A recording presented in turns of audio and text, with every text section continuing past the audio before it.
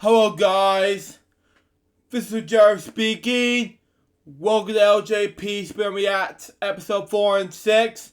And today we're reacting to the Pain Game Podcast episode 75. And we're reacting to this in 5, 4, 3, 2, 1, go.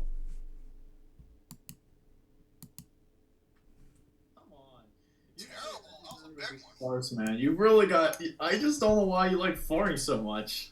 It's not like I like to, it's just I have to. There's a difference. What do you mean you have to? That's bullshit. No, you don't. Yeah. Mister, I can't control them. They're coming at the wrong time. Oh my god. Still. He's got your number. Now all I gotta look is when you shut off the goddamn motherfucking feedback. I have no feedback on. I don't know what you're talking I know, about. I was just fucking with you. You motherfucker. You actually had me going there.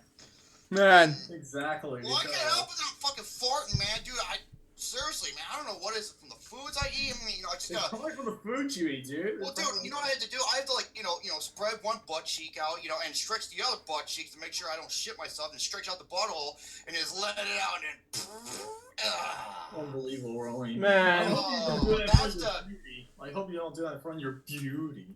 Oh Yeah, boy. it's like a No, gentleman. of course not. You better not. You better not, because if you did, oh my god, I would.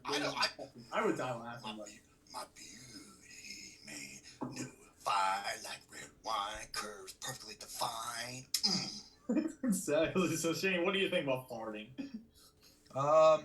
Absolutely barbaric.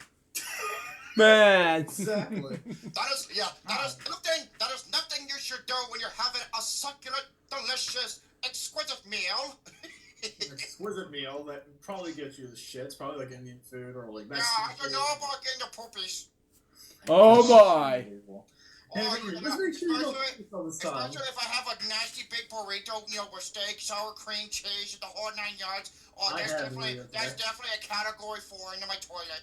Definitely not a category It's a 4. good thing I'm at home and not with Lucas at them, because we. Exactly. Oh, every time I at least have a category 4 monster lava dump pooping, I open up the door and there's a big marshmallow. What the fuck is wrong with you? It's physically impossible to have a Martian fly fall out of the toilet. I bet you guys go to your bathroom to use the radiation. You son of a bitch. Definitely not. Welcome everybody to a brand new episode of the Pain Game Podcast, episode number 75. That's right, folks. It's episode 75, and we got lots to talk about after having a week hiatus since we were all busy last week. That's more like a break more than a hiatus, but yeah. Yeah. What's this one? Like a break. Just a week break. Yeah. But we got lots to talk about, so now let's get this thing started off with you guys introducing yourselves. Ugh, good fucking evening, everybody. Yep. Because we got a good show for you all today. I am, of course, Shane O'Mac. And what do we have today? Well, let me look at my goodie bag here. We've got some Destiny news, both in Destiny the original, and more news on 2. We got facts of the week, as I usually do. Letters to the Swellmeister is coming back yet again. I got a good letter today, and I think everyone will probably want to listen to this one. Let's see. Also, something more about a closed beta for a new game coming out. You may want to listen in on this if you're interested, especially if you're a fan of Cliff Bleszinski. So, and yes. And, of course, we're going to end it off tonight with story time with Uncle Shane O'Mac. So, Oh my. Yes. yeah, so it's going to be a good shift. I say shift. I got work on the brain. I'm sorry. Also, one other thing before we move on to the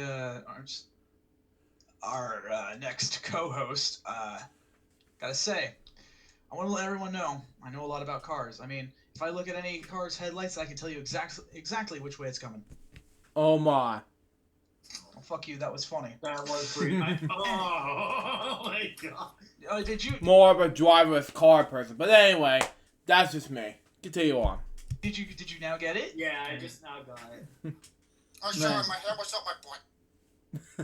Shut up. Oh. Okay, go ahead. I was going to say,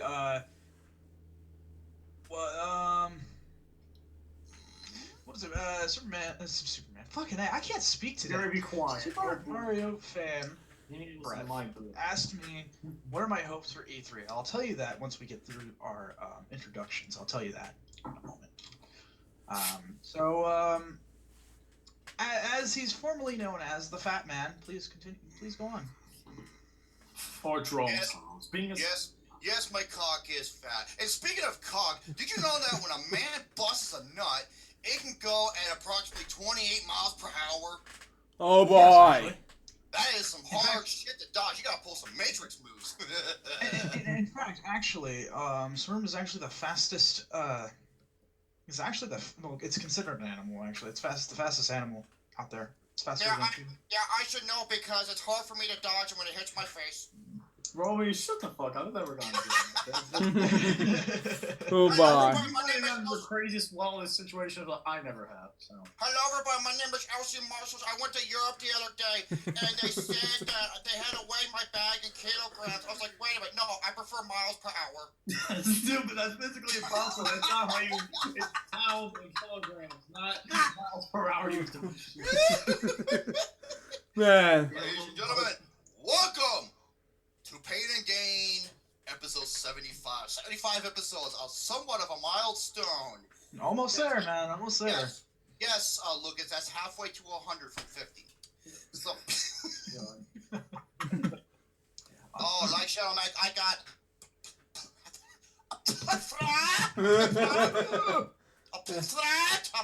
God damn it, shame. Including, okay, I'll go in order. Celebs who got their start in porn. Oh boy. Gotta start somewhere. Romies, 10 best first-person shooters of all time. Thanks to Diego, we have to talk about this. Screen Rats, 15 times. Rotten Tomatoes were way off in 2016. Oh man, this list made my fucking head spin. The Richest, 15 of the most difficult video game boss battles of all time. The digital trend, 10 absolutely awful TV show endings that will annoy us forever.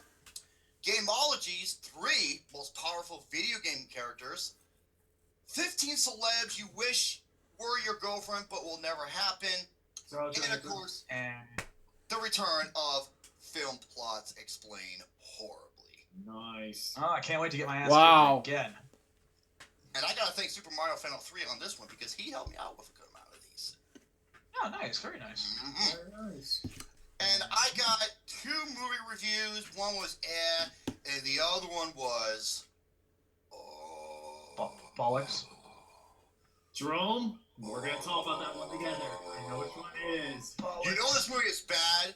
Where on my Facebook I literally had to remove and block 2 people. What happened? I mean, what's going on? Continue on. Wow. By the way, one of them is actually, I won't say popular, but a well-known YouTuber. Wow. Wow. And he just showed his true colors as to how much of a piece of shit he really is. Oh God. Oh, that sucks, dude. Mm-hmm. But go ahead and say hi to Aaliyah. She just said hey. So Hello. I'm gonna say hello. How are you doing? How are you doing? Okay, Lucas, I got 4 words for you. You've done fucked up. Would you like to talk about grilled cheese? That's funny because my face looks like a grilled cheese, especially when I'm trying to tan it. God. Your face can't be a grilled cheese, you don't. No, yeah, that's that's Hillary, right. that's Hillary Clinton. No, it's not Hillary Clinton. It's just Donald Trump is grilled cheese. Continue on. Leah had a good point. She actually just reminded me of another topic I had for today that was actually based on Tekken 7. So, hey, that's cool shit. Thank you for reminding me. So, opening thoughts before we start today. First off. Speaking of Shane, hey, Aaliyah says, Shane, you are really hot right now. Sucks to be you, Lucas. No. You flatter me. No, sorry, Leah. I'm very sorry. I like to stare at men's buttocks when they're doing lunges. the fuck is wrong with you, Romy? Why would I ever do that? God damn it. Oh my! Motherfucker. And by the way, yes, I have been covering the previous Pain and Gain episodes. I'm at 26 right now, and I'm like about an hour 15, hour 20 minutes in. So I will have the table contents for that up in no time. Go ahead, Shadow Mac. All right. So first off, I just wanna. I don't usually make a big deal out of this because I don't. I don't ever. Unlike some people we've known once in the network, but guess who has 2 thumbs and has a birthday tomorrow? This guy. Yeah. Yep, I'll be old as shit, 24. So. Yeah. Yep, 24 for you. I'm not sure. Yeah, it's 26. Yep. Yep. I was already 24, like, let's say, months ago. You know, that's just me. Continue on. Oh, every time I think of a thumb, it makes my butthole pucker. You're just weird, Romy. This is you and your weird ass shit. But, dude, you're just realizing this now? No, it's. We know that, though. We know that. Aaliyah says Shane is my boo bear. Uh-oh, Gary, you got the competition. I'm sorry to say it, no, but... balloon. Oh my god, would you quit calling Tony that, you little shit? Hey, thank you. By the way, But, I was telling him in the Filmtastic forum, dude, if you go back to the long ago where, because Tony's been on YouTube for a while, if you go back to earlier and you see what he looks like right now, you won't believe how much weight he's lost. Oh, wow. I'm serious, because I went back, I was like, wait a minute, and then I look, and then previously, I was just like, holy crap, he's been busting his ass at the gym or something. He is going to become Lou Ferrigno. Okay, man. I hope he keeps it up, dude. That's good. Dude, you go to the beginning. You have to see it. It's crazy. Oh. But, so, as I usually keep forgetting to do, I hate this because this is part of my signature thing here on the show. Because as I mentioned before, you gonna learn. You gonna learn. So, it's time for the facts of the week. It's not supposed to be plural, but I missed it last time. Man. Well, you know what? I got this fucking metal ruler right next to me to give me a reminder, so I'm paying attention. Yeah, be better, Lucas. Stop screwing around. Stop screwing around back there. I'm not doing anything. I know. All right. So first fact of this week: the arcade game Space Invaders was so popular in Japan that it actually created a short coin shortage. Really? Because they all spend all their fucking coins in that machine, huh? Yeah, exactly. Milton, and of course now, Milton Bradley, as we all know them, introduced the memory game Simon at Studio 54 in 1978. Wow. Interesting stuff, guys. Interesting stuff. Those are your facts of the week. Just getting those out real quick. So, I know you guys got a lot to talk about tonight, so... Yeah, Simon says this. I'll be like, fuck you, suck the devil's dick. I don't have to do anything you say, motherfucker. That's not how you play Simon Says. That's exactly what I was aiming for, too. Space Invaders is like an all-time classic. I'm so happy it's in the Video Game Hall of Fame because it was a huge inspiration for many games in the long run, and yeah, Simon Says it still holds up today. Yeah, absolutely. Mm-hmm. Also, just before, I hate interjecting so much, but I have to say thank you to everybody who's wishing me the early happy birthday wishes. I don't know what I'm gonna do yet. I'm probably gonna get myself a burger and just have a good day. That's what I'm going to do. Oh, I love free burgers. Shit. But the sad thing is I gotta work, so I have to do that. I've had to do that on every birthday I've had though, so it's whatever. Oh, I remember Future Star. He was like, "We had the best live podcast." I was like, "Abs, amen." Yeah. Mm-hmm. Was it wait, hold on, send me what? Future Star. He's like, "Happy birthday." Yeah. No, wait, why am I sounding like Lucas? Yeah, that's not Lucas. No. Happy birthday! What the fuck is that? Is that a terrible Peter impression? No, that's you if you, forgot to put your helmet back on. Fuck you, Romy. That's definitely.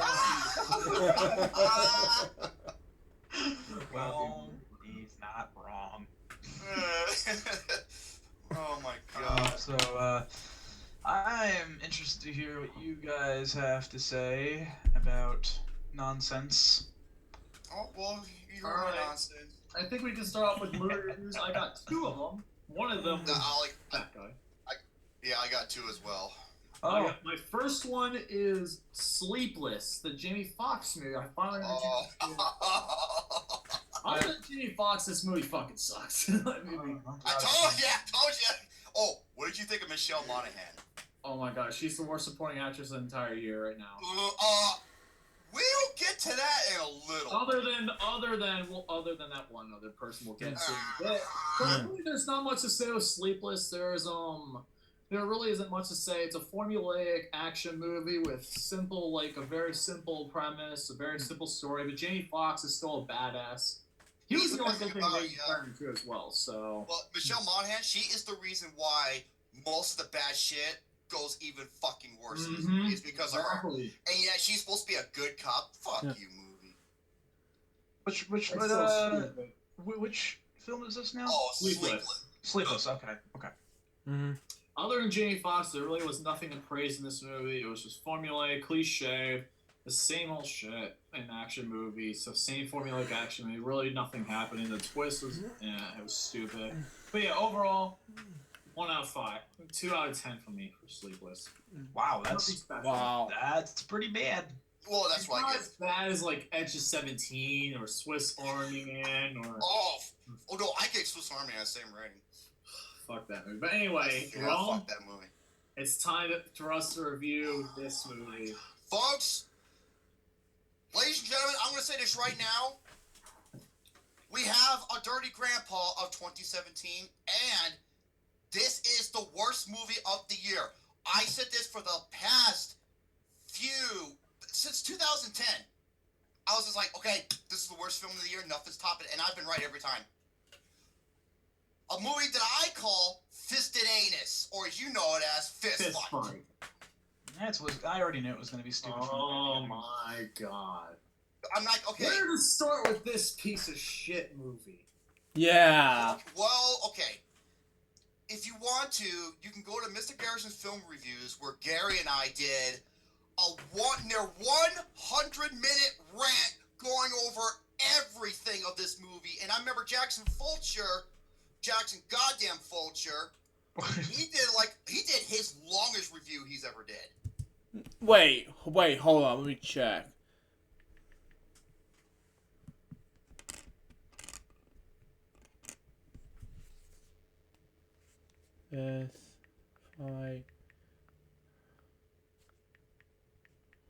Now known as Mr. Garrett's 96. Search. It's a, oh, I see. I'll react to that some other time. Continue. And he just bashed the movie, and I was just like, a fucking man to Jackson Fulcher. Fist Fight is doomed from the start with a stupid fucking premise. It takes place in a world, in a society where no logic, where little to no consequence, where stupid bullshit, adolescent shenanigan, just retarded fucking stipulations happen in this movie. It's about Ice Cube, who gets fired because he tries to kill a student with a fire axe. Therefore, With a fire axe, ladies and gentlemen. I am not kidding. And what does he get? Oh, he just gets fired, and he's pissed at Charlie Day's character because he had to rat him out, or else he would lose his job for some odd reason because he was in the same room as him, even though he did nothing. So Ice Cube says, "Oh yeah, well you and I are gonna have a fucking fist fight in the parking lot after school." Yeah, it goes, snitches get stitches. I took 2,000 words of notes to see this movie. This is one of the worst movies. No, this is one of the worst things I have ever seen in my entire life. The jokes, every joke is fucking adolescent, stupid. It's stupid, and it has the worst scene of the entire year right now. Which I one? don't think we need to talk about it. I don't give a fuck. That stupid scene. Oh, the talent The show. little girl in the talent show. Oh! That was the worst scene of the entire year. Dude, and that movie, that scene signified who this audience is for. Little For kids. the 5-year-old retards. And I will say this though, it's not the ultimate worst ending of the year because Resident Evil: The Final Chapter takes it. No, I think this is worse, and I'll tell you why. Because this whole fucking movie leads up to this one part that made me think, you gotta be fucking kidding me. Yeah. These people, the writers in this movie, never went to school. No, I didn't. And this movie has the worst supporting actor, the worst supporting actress, the worst actor of the year. That that one side character that masturbates everywhere in the Oh my god, yeah. There's a kid who masturbates in the bathroom stalls, and Charlie Day's character, Campbell, catches him, tries to stop him while he's still jerking off, and then here comes Christina Hendricks, Miss Monette, who is this big boob redhead teacher who thinks Charlie Day is a pervert and like a pedophile because he was in the same situation as that fucking nerdy kid who was jacking off, and he wants Ice Cube to slit his throat and cut his face with a knife. God! I am not joking. God! I just like, I'll see that LJPCBM episode and see what's gonna happen in the fist fight review on my future LJPCBM episode. Continue on. Folks, that's exactly what happened. Who in the fuck finds this goddamn movie funny? I don't know. I don't know either. It's I'm stupid. not kidding you. I actually heard from a couple of people. Guess what? I stopped following them. Like, I'm like, I went to my gave this a good time. You're drunk, dude. Fuck him. I stopped following him since Dirty Anus. I don't give a shit about him no more. I just don't get it. I don't get it. And Richard Roper, I applaud you. Yeah, Richard Roper completely. Oh, he just destroyed this movie. Gave it a big fucking 0. And even he says, "Oh, people are gonna come in and be like, oh, it's a comedy. You're supposed to like, oh, this, and this." And he's just like, "Yeah, well, how about you sit down and go through the fucking torture that I had to go through?" Exactly. And okay, I'm not kidding you, Shane. These are some of the characters. You have Ice Cube, who plays Strickland, who is this guy with a history of violence, who gets away with shit, and he's a teacher. Makes no sense. And then you have Tracy Morgan as the coach, the worst supporting actor. God, the worst supporting actor of the year. Don't get me started on him. Don't. Who is a big fucking. He's a legit fucking dumbass. Who admits he does the best he can to try to impregnate the students' mothers. Yeah. That's really fucked up, actually. It really breaks logic. Oh, and then you have the worst. Okay, Ice Cube, and then you have the worst supporting actress of the year, Jillian Bell as Holly, God. who is a counselor who everybody in the school knows that she's always high on meth and she loves drugs, and she always talks about her wanting to fuck one of her students. Yep. She wants to bang one of her students. Just stop. Just stop. Students, seriously? Come on now, really? Just give me a break. Continue on. And near the end of the movie, they say, "Oh, now I'm no longer a student now, and now we can have some fun." I'm almost like, and she's like, "You always sleep." It's like, "Oh, I don't always sleep with my students unless I use protection." I'm just like, because this fucking movie has any logic. Some of these people should go to jail, man. And then you have Dean Norris, who plays the principal. He's the worst fucking principal I've ever seen in a movie. Oh my god, this is the biggest motherfucking big fat fucking 0 I can give to a movie. Exactly. It is definitely a 0, that's for sure. And I remember in Mr. Garrison's review, there's this one guy, he's like, "Oh, it's a comedy subjective." That was his retort. I'm just like, okay, so a counselor who wants to fuck her students and she's always high on meth and shit, that's funny. I don't see the point. I don't see how it's... No! And I even told him that, dude, if you find this movie funny, don't Get me off of your friends list. I'm serious. Because Yep, if you find this it's shit that funny in this movie, oh my god, Shane, the movie just gets worse and worse. It gets so much worse. The fight itself is garbage as well. Oh my god. Go to Mystic Harrison's film reviews. Him and I did a 100-minute rant on this movie. I'll go to Jackson Fulcher's review where he does like a 40-minute rant. We go into detail over everything. And I just cannot wait for someone to defend this shit. And someone did, in a way. I had to block not one, but two people because I own them in their own shit. And they just come back and act like fucking just pathetic assholes. I don't know how people like this movie. I don't get it either. I don't get it. And one guy's like, dude, you're acting ridiculous the way you're acting so ridiculous, all pissed off you are. Oh my god, that fucking guy on Facebook. Oh no, guess who that is? Blu-ray Dan. Oh God, help me, Blu-ray Dad. Seriously, dude? Just fuck off. Continue on. Oh my god. Fuck you, man. Do me a favor. If you see a big fat cock, I hope his skull fucks you. Yeah. After some reconsideration. And he's a good dude. He is a good he's good on YouTube and everything. But he showed his true colors, and I still have the transcript of everything. He is the biggest fucking asshole on the planet. I cannot. Even many people were just like, "What the fuck is this guy's deal?" Yeah. And he's trying to force words and put them in my mouth. And saying shit that's like, I'm just like, wow, this guy's the lowest below. That was bullshit. It's on my Facebook, and the reason why I blocked him because it was pointless talking to him. Yeah, He's the typical adolescent you will hear on the internet, except he's an adult. Pathetic. That's even more sad. But Romy, I was gonna tell you something. After more consideration, I think I can move this to my number 2 instead because Resident Evil for me, nothing's topping Resident Evil on the final chapter. I'm sorry, I just don't, like, for being a big Resident Evil fan, there's nothing that's gonna top that movie. I'd rather watch every single fucking Resident Evil fan back to back to see 5 minutes of this movie ever again. What? Exactly. I'm serious. This movie is on par with 30 Anus, and even though him and I have butted heads in the past, Alex Meyer, I applaud you. Because he agreed? He saw the movie. And he was at a loss for words. He said, "Oh my God, Jerome, you are right. It is this year's dirty grandpa."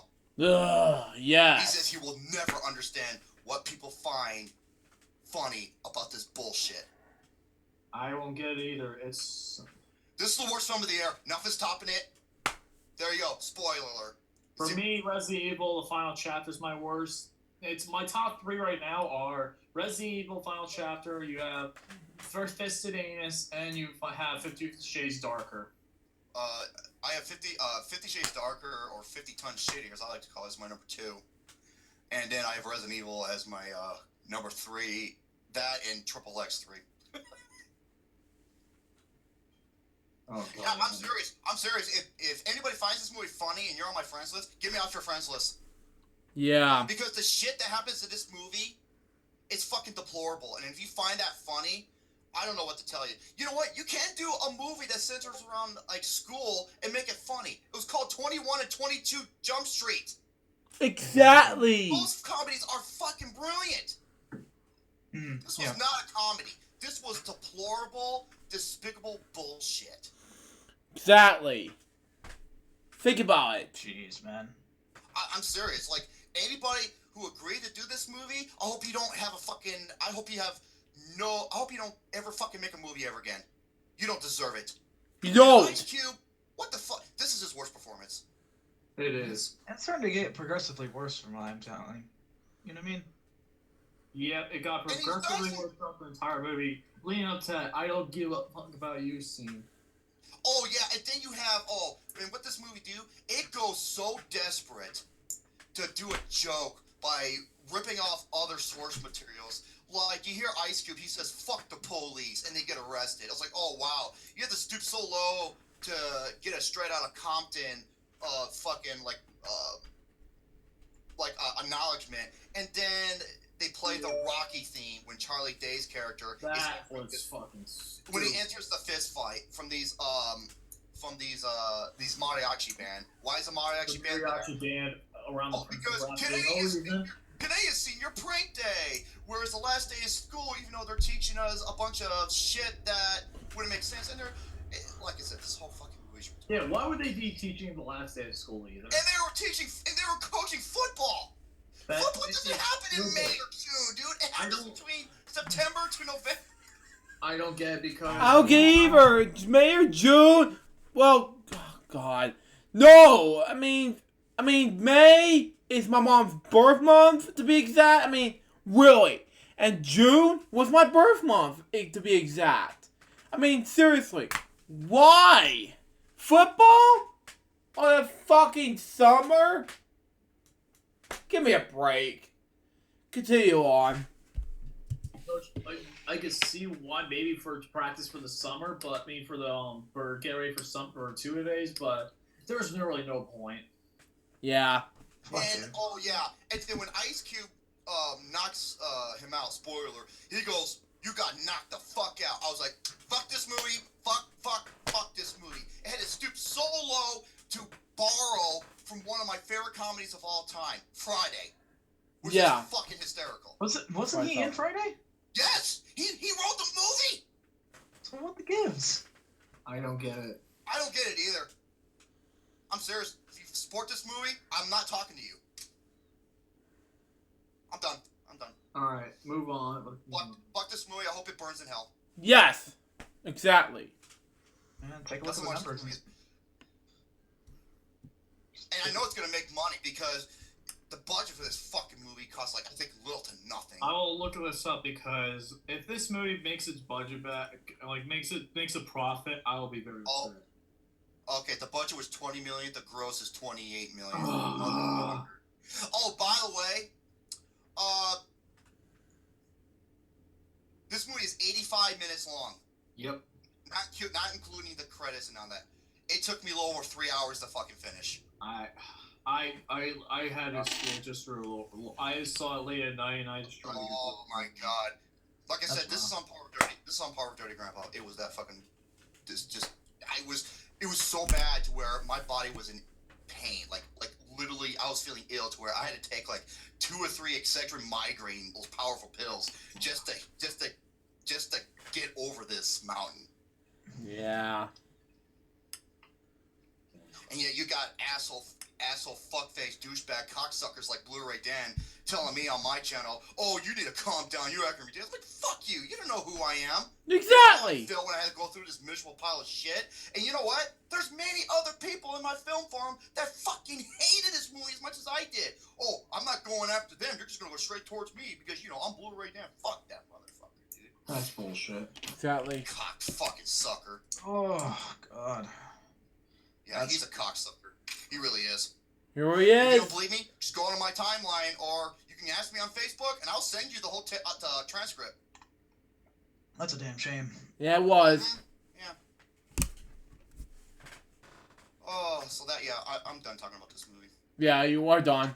Well, I got something. Wait, you already went through the 2, right?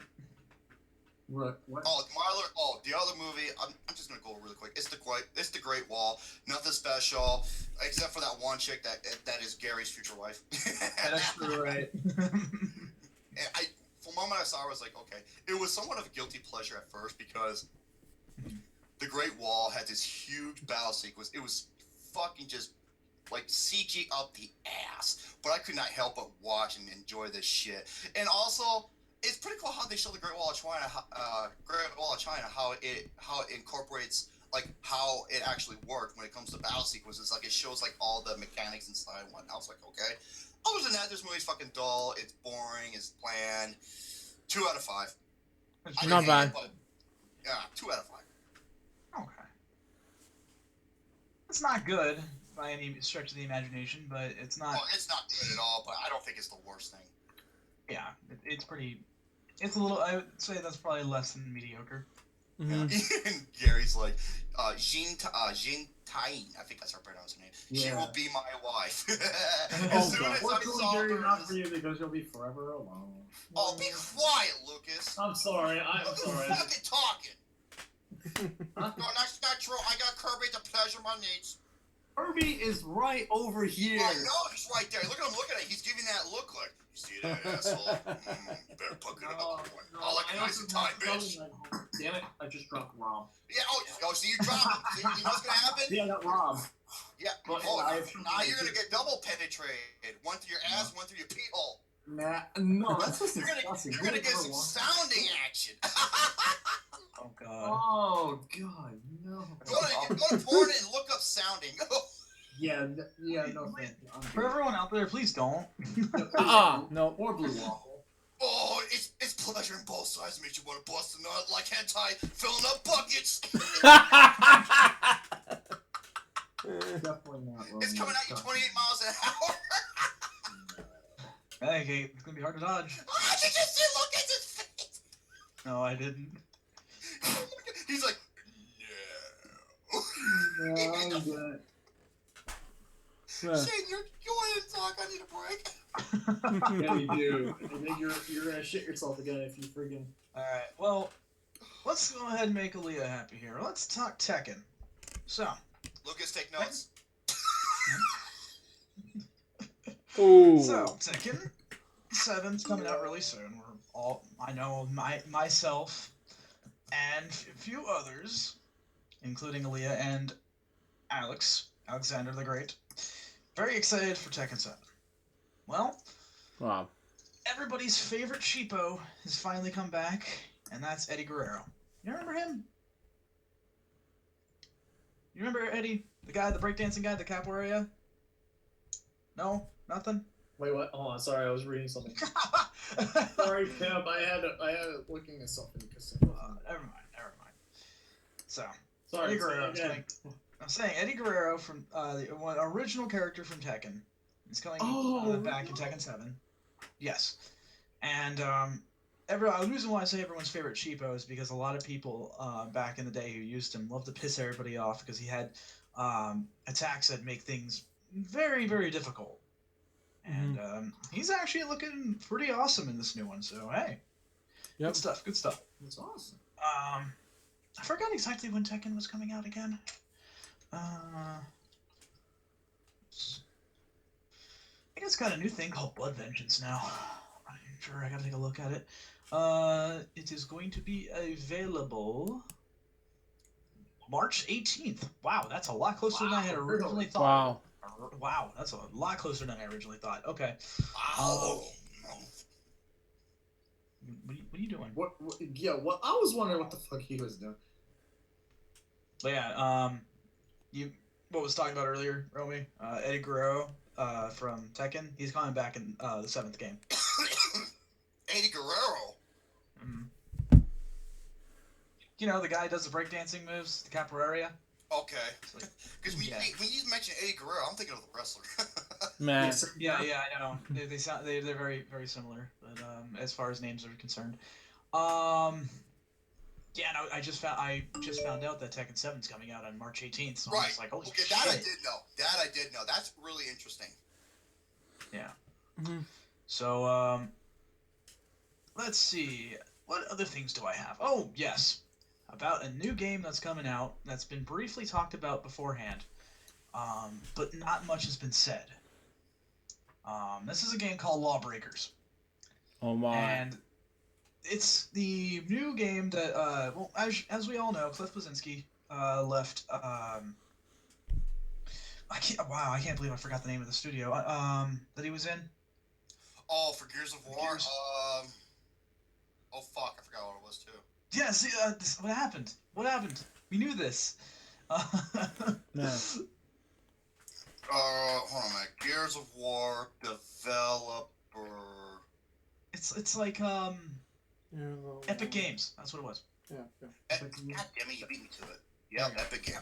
Epic Games. So, Cliff Bleszinski of Epic Games fame, when he left the whole studio to do his own stuff.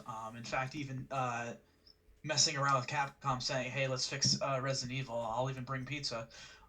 He decided to try to make a new free-to-play game called Lawbreakers, and it's a first-person shooter game. I thought the law and the law. It'll, as it says here on the main site, it says, choose your role from a cast of unique characters, each equipped with distinct movement skills, battle abilities, and weapon combos. Fight in dynamic gravity-ravaged arenas that offer players a breathtaking vertical team-based battle royale. The idea of Lawbreakers is that it's going to be like low gravity, it's going to be something now like an action movie, and it's going to be really crazy. Mm-hmm. So that's the idea behind it. Now, if anyone is interested, which I just did while everybody else was talking about movies, I signed up for beta just now. So open beta is coming, I think, March 14th to the 18th. I could be wrong about that. I'm gonna check on that real quick, just to make sure that I'm not wrong. They're gonna be showing it off at PAX 2017, so keep an eye out for that as well too. Nice.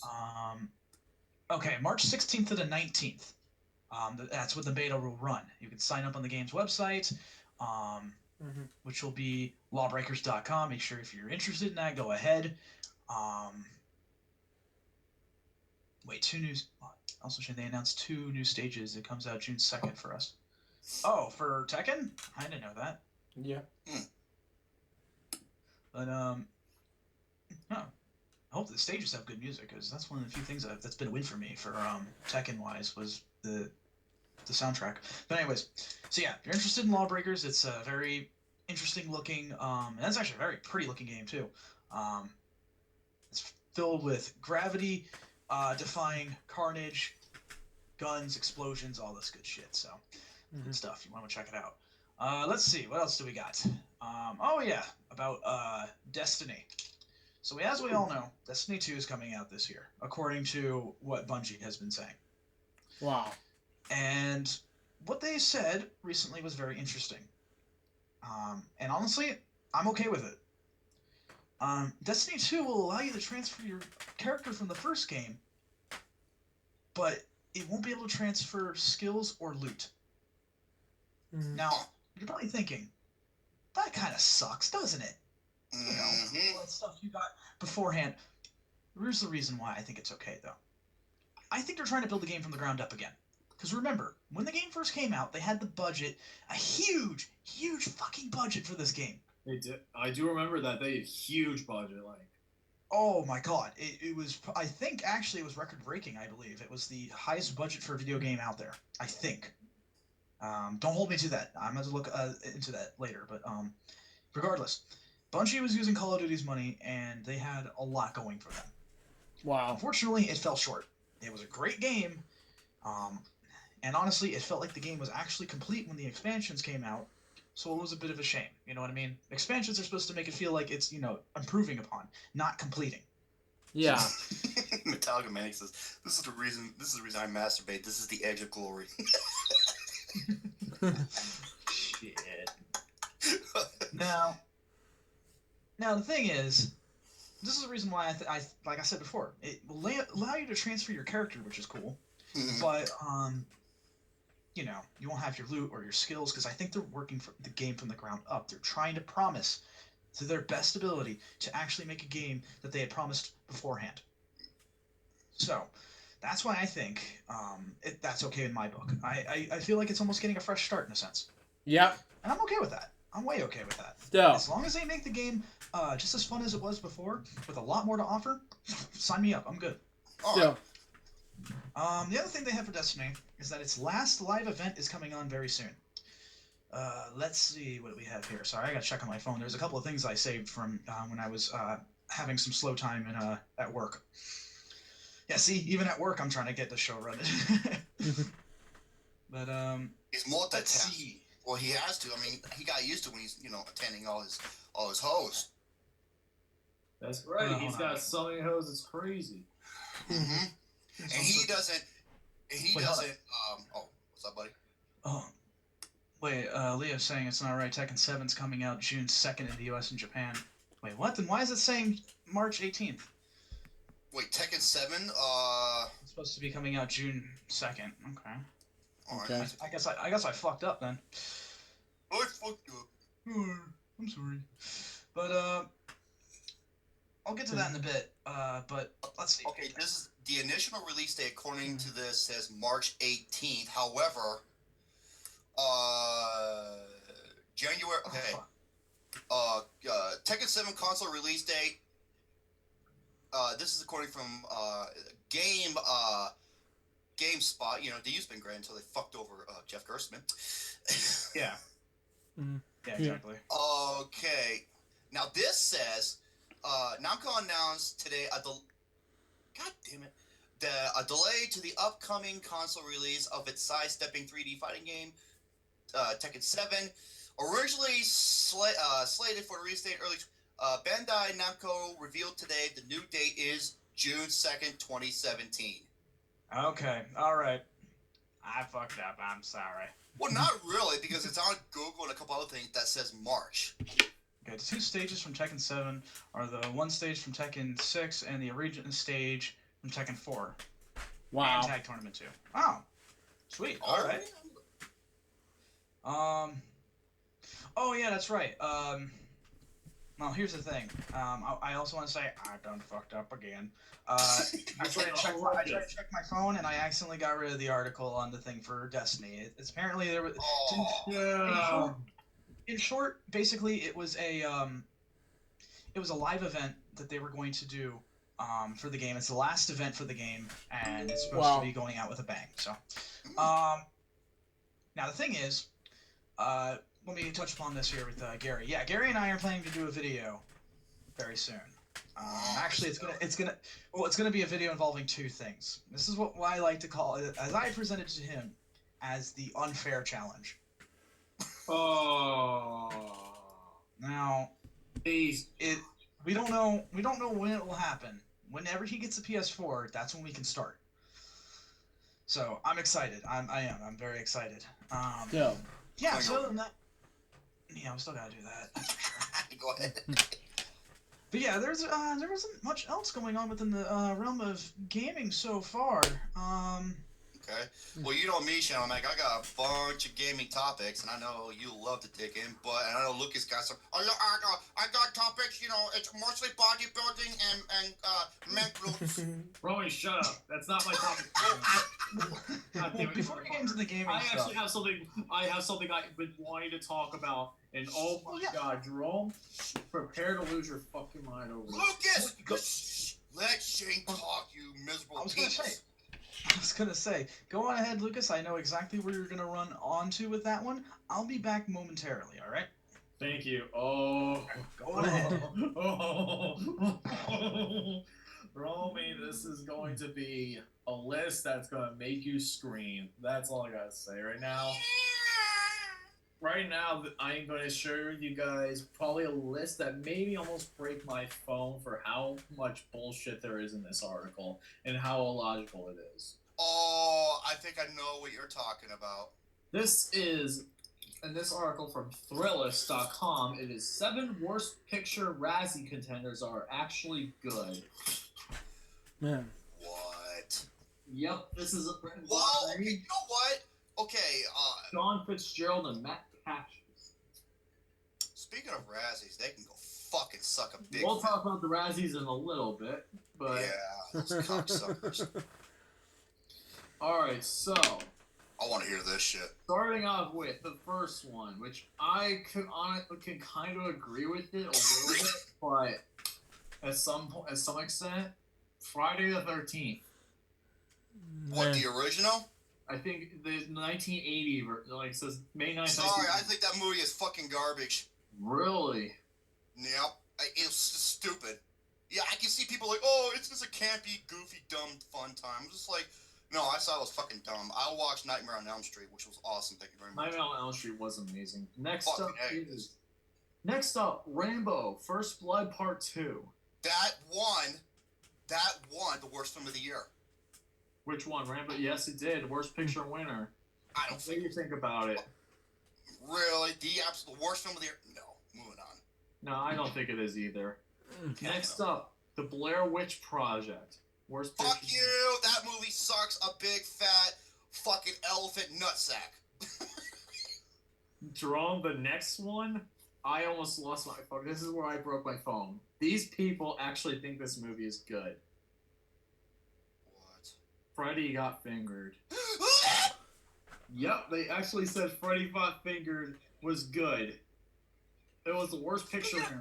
Speaking of fucking elephant balls, yeah, they drained it all over somebody in that movie. I almost broke my phone on that one. Okay, I I'll lost be my honest phone. with you. There was one thing in that movie that made me laugh, and that was Rip Torn. Yeah. Torn? Like Rip Torn, who passed away this year or last year at the age of I don't know how old was he when he died, but continue on. The father. Oh. Okay. At times. Other than that, fuck that movie. That movie is pathetic.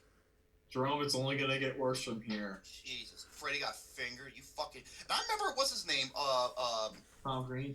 No, some critic thought Freddy got fingered was like a classic. What? That's bullshit. Oh, I call him dull and shitty. That's why I nicknamed him this. Oh, Cole dull. that guy. Yeah. He is awful as a film critic. He is awful. Next one, Jerome, is another bad one. The Twilight Saga, Breaking Dawn Part 2. Fuck you! The only good thing about that movie was that badass 10, 15-minute battle sequence. I was just like, wow, this is actually really good. But how that battle sequence ends was the biggest middle finger to your face. Fuck that shit, dude. Garbage. It is garbage. Next up, The Lone Ranger. Okay, I don't hate it as many others do. It was my number 10 worst of 2013. It wasn't even on my worst list because I saw so much worse. I'm like, I'm sorry. Okay, when did it come out? 2013? Yeah, 2013. Grown Ups 2. God damn it. Oh. Grown Ups 2 is awesome. Continue on. Oh. The worst one of the worst fucking movies ever. Nope. That movie. Oh my god. Yeah, whatever you say, Lucas. Mr. 3 out of 5. Yeah, It's not one of the worst movies. It's one of the best movies. Continue on. That was my original rating. Original, dude. I was crying. When I was watching this movie. Crying? I was in tears of fucking pain. And when I got home, I was talking to James. Okay, he saw my face after I saw Grown Ups 2, and you know what he said? He's like, dude, it looked like if someone took your family and just executed them right in front of you, and there was nothing you can do about it. He was right. I'm sorry, C.A. Cougar. Movie 43 was my number 3. The Turd was my number 2. Number 1, I was ready to kill somebody. Grown Ups 2. And Grown Ups 2 made 5 times more money than Rush. Nope. It is. It made over 100-some million. Why do you think I fucking hate Happy Madison fucktards? Go ahead. Yeah, Happy Madison Productions, you don't make fun of them. Continue on. And then the last but not least, 50 Shades of Grey. Fuck you. This list is complete bullshit. This list is garbage, dude. Yeah. Aside from Rambo, the second one, fuck this list, dude. That's so dumb. Stupid as fuck. And then one other list I have is perfect for you, Romy. Being lazy may be a sign of intelligence. I think it's. Well, look at that tells me something about you. Motherfucker, I don't know what you're I'll put it this way. I think the two aren't mutually exclusive, but I'm interested to hear what you have to say anyways. Alright, so, if it was hard to muster the energy to read this, then it might be great news for you. New research suggests that people who spend their time lazing about tend to be more intelligent than their busybody companions. Researchers from, Florida Gulf Coast University says the study's results may suggest that high IQ individuals tend to get bored less easily, meaning they spend more time lost in thought. Meanwhile, their counterparts tend to get bored more easily and respond to that boredom with physical activity. The study was published in the Journal of Health and Psychology, and despite a somewhat small sample size, the results have been highly significant and robust in statistical terms, according to The Independent. Lazy people didn't even have to get off the dive-in to achieve this moral victory. Man. And researchers gave the student participants a common questionnaire that asked them asked them to rate how strongly they agree with statements like "I really enjoy a task that involves coming up with new solutions and problems." Based on that test, the researchers selected 30 thinkers and 30 non-thinkers who were fitted with the device they wore for the next 7 days to track physical activity. Among the findings that were the revelation of the thinkers were less physically active than the non-thinkers. Man. Lead researcher Todd McElroy warns that despite apparent braininess, there are risks that should be assessed to those individuals since they live a sedentary life that can lead to health problems. The researchers may also need to prove a disclaimer that a contemplative life is not the same as binge-watching Stranger Things all weekend. Eating shows and Netflix autoplays the daily does not mean you're an honorary Mensa member. It just means you're sedentary. Nonetheless, it's a big win for the pinkies of every Pinky the Brain duo. A.K.A. Gary. Yeah, see, that's what I was talking about. You know, it's not mutually exclusive, but, you know, still. Regardless, very interesting, regardless. What do you think, Jerome? Yeah, what do you think? I guess my new nickname should be Captain Retard. It should be. Hey, I thought I was Captain. Excuse me, I gotta gargle this man piss. It's not man piss. It's hard soda. This is yellow. This is dark red. I love making Shane laugh because he knows I heard that. I heard that motherfucker. I love making Shane laugh because he knows if he laughs way too hard. Man. Oh god, it's gonna Joe. suck. But I completely forgot again. I'm sorry. I have a really bad fucking memory. Brett asked me what was my host for E3. I'll tell you, one of them for sure is Kingdom Hearts 3. I need to see more, man. Give me some fucking more, man. That's not my big hope. My big hope is Red Dead Redemption 2. Yeah, that was the other thing I was about to say. Red Dead Redemption 2. God, there's a couple of other things that I don't really. Super Mario Odyssey. Yeah, that was one. I'm hoping. Yeah, that was one if you watch his remakes for you and all of this. Now they're coming out with the sequel of Super Mario Odyssey 2, so there you go. Let's continue on. That they show a little bit more off. That'd be nice. Some actual gameplay where you get to see the HUD and stuff like that'd be nice. Gosh, I don't know. Maybe a new Platinum Games title. Maybe I guess that's kind of stretching it a little bit, but I'd like to see them try to make something new after the abysmal problems they've had beforehand. Fucking Scalebound getting canceled, which really fucking sucks.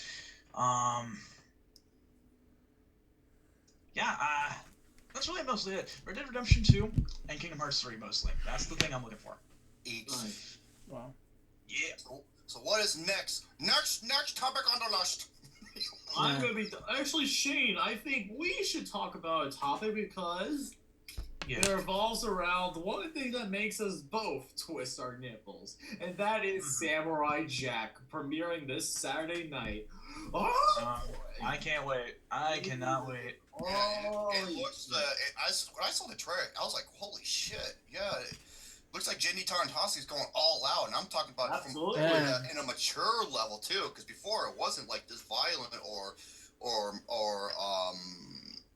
bloody or mature, I guess you could say. Yeah. The thing is, the reason why is because remember, people who saw the original show, like myself, were kids back then. Yeah, true. Wow. As the fans grew up, so does the show. Wow. I think that's great. But yeah, I really can't wait. I'm excited. I'm very excited because the thing is, with a lot of stuff, there wasn't a huge conclusion to a lot of stuff that I liked in my childhood. Even though it's a bit bittersweet that this is going to be the conclusion season. It's still a conclusion. It's going to close one door that has been remained open for so long. Because the thing is, I didn't know this until about a year ago, but the whole series of Samurai Jack continued on after the show in comic form. Mm-hmm. I didn't know that.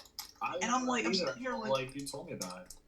Yeah, I was like sitting there like, well, what the shit, man? How come I didn't know this? Man. Oh, it sucks, dude. But you know what? that's all right because I'm pretty sure you can find it out there in the internet somewhere. But regardless, the main point is we're going to be checking out freaking the conclusion season. Samurai Jack is coming Saturday, and it's going to be bitchin'. Mm-hmm. Oh my. Yeah, betcha, sweet ass, it will be. So, I think Mr. P gets. now, Lee, I wasn't actually eating anything. I'm sipping on something. Oh my. Oh, so good. So, other than that, yeah, Samurai Jack. Fucking can't wait, man. Mm-hmm. Cannot wait. Do we have any other things? What? I don't think there's that much. I know Pingus has a lot to talk about. Huh. Yeah, I know. Well, I'm waiting. We're waiting. Asshole face. These? Which one do you want me to go over?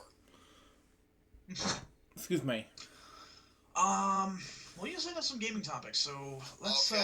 let's The dive into 10 those. best. Head first. The 10 best first-person shooters of all time. Ooh. Wow. I have one rule: one game per franchise. All right. Like Okay. Screw Attack. Be quiet, Lucas. Here is. Speaking of Screw Attack, hey, Lucas, what's that from? So Screw Attack's top 10 game. No, Screw Attack. What is Screw Attack? Metroid I'm not- Prime. God damn it. What? What was that again? Metroid Prime. You got it. No, Super Metroid, you dumb shit! Metroid, whatever. You inconsiderate floppy dildo! Not still dildo. It's impossible. I said floppy dildo, you fuck. No, I'm not gonna go fucking Lucas, be dildo. quiet. Let's go. You do what? I don't. Shut the fuck up. Be quiet. Stick that cork in your butt. Okay. Fuck you. My honorable mentions as goes. Counter-Strike. Okay. Unreal Tournament. Duke Nukem 3D. Turok 2 Seeds of Evil. Time Splitters 2. That was a fun, awesome game for the PlayStation 2. Wow. Borderlands 2. Yeah. Borderlands 2 and Medal of Honor Frontline. Let's see. Thanks. All I right. think Borderlands. I think Borderlands is actually pretty much on the right spot. I love it, but you know. Well, I can understand, but like I said, I have to judge it as a whole for all time, so, and I have to be objective. Of course. Okay, so here we go. Number 10 is Perfect Dark 64. Oh my. Huh? Uh-oh. Shane? Damn. No! Shane, what happened? God damn it, Shane. I'm guessing something got tabbed. Come on, Shane. Live! God damn you! Don't slip into the light! He's a pimp. His hose got his hose got help him too. Where the fuck did he go? I bet you his internet took a dump on him or something. There you are, pimp. Yeah, I'm here. Where'd you go? Fucking having internet issues as per fucking usual. Shovel nail. Oh, it's a pain in the ass, man. Mm-hmm. Anyways, He's too fucking horny to.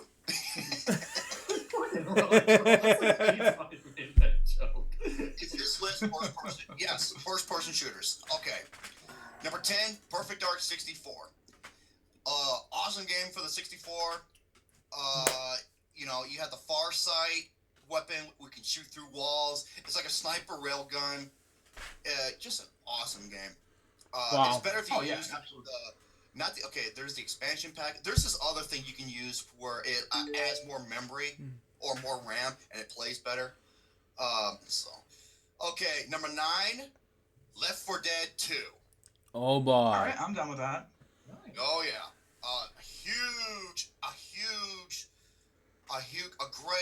a great sequel that overtops everything that the previous game did. Yeah, But exactly. on everything, because I thought Left 4 Dead was good, but I was like, okay, and then I played the second one, I was like, damn, this was fucking awesome. Oh, for sure. So, yeah. Number 8, you gotta go back to the old classics, and that is Wolfenstein 3D. Wow. Oh, absolutely. Yep. You're a badass killing Nazi scum. Wow. Mm-hmm. That's pretty much it. But why? Because it was revolutionary, and it was, I don't know if it was the first-person shooter ever. It was one of the first. One of the first. I'm not sure if it was the first. And I have to check out on that one. I'll have to check that fact. Yeah. Romy, did you see what I wrote in the chat? No, I didn't. I even scrolled up. I didn't see nothing. Sorry. Number 7. The original game, the sequel, fuck yes, it is incredible. Halo 2. Oh Absolutely, my. yes. Yeah, Lucas. Leah said, where are your manners? Lucas, you got yourself on mute. You I don't. have manners. What? I was saying I have manners. Don't worry. Shave your armpits, you fucking hairy Sasquatch. Okay. I do women not that. Hey, I do it! This is weird, Romy. I don't know why. How's it weird? Women like their men groomed, like my beauty. Well, yeah, not only that, Romy hates hair in general. I fucking hate body hair. It's fucking disgusting. Halo 2, aside from the ending of the single player, which was fucking ass. Yeah, definitely. Everything about this game was awesome. Everything, from the weapons to the controls, to the movements, to the multiplayer, the vehicles. It was just awesome in every fucking way. Oh, yeah. Wow. Very great. Mm-hmm. Number 6. Number 6, we're going to go underwater. In a city underwater. And that, of course, is BioShock. Yeah, fucking love BioShock. Yep. BioShock, where you go up against those big armored motherfuckers, the Big Daddy. And there's 2 versions of the Big Daddy. There's the one who has like some type of missile launcher at you, and the other one is this big behemoth with a drill, and he just comes charging after you. Those are the easier one to kill actually, especially when he comes setting up traps. Wow. But yeah, awesome game. It was other than the last boss and the ending, which was kind of underwhelming. Incredible game. Wow. I couldn't say enough of it. Oh, hey, Jackson Fulcher. He's like, I hope he's talking about Call of Duty. And guess what? Number 5 is a Call of Duty game. Oh my. Call of Duty 4, Modern Warfare. This game was a game changer in terms of its sheer graphic quality and its multiplayer, and most of all, the story, the single player story, because it contains some of those epic encounters you'll see, and you play like 2 or 3 characters, I think, right? Yeah, I believe it's like 2 or 3 characters, I think. Mm-hmm.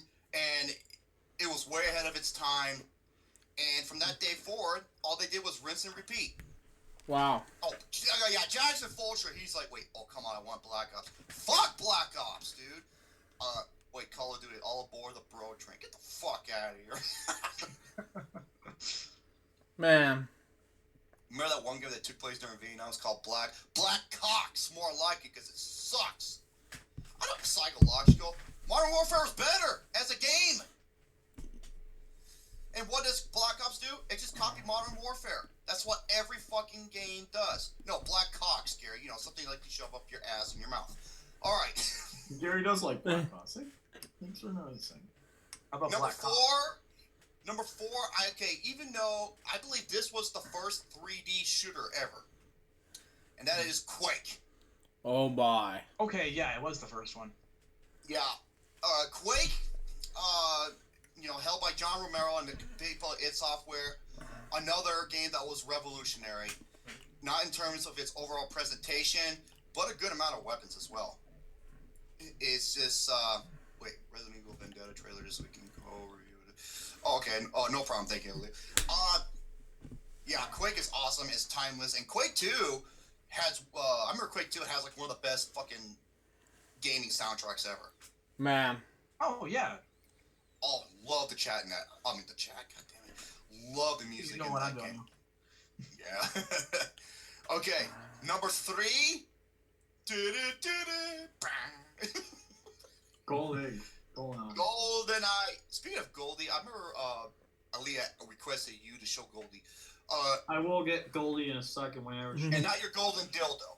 All right, number 3 Fuck you. is GoldenEye 007.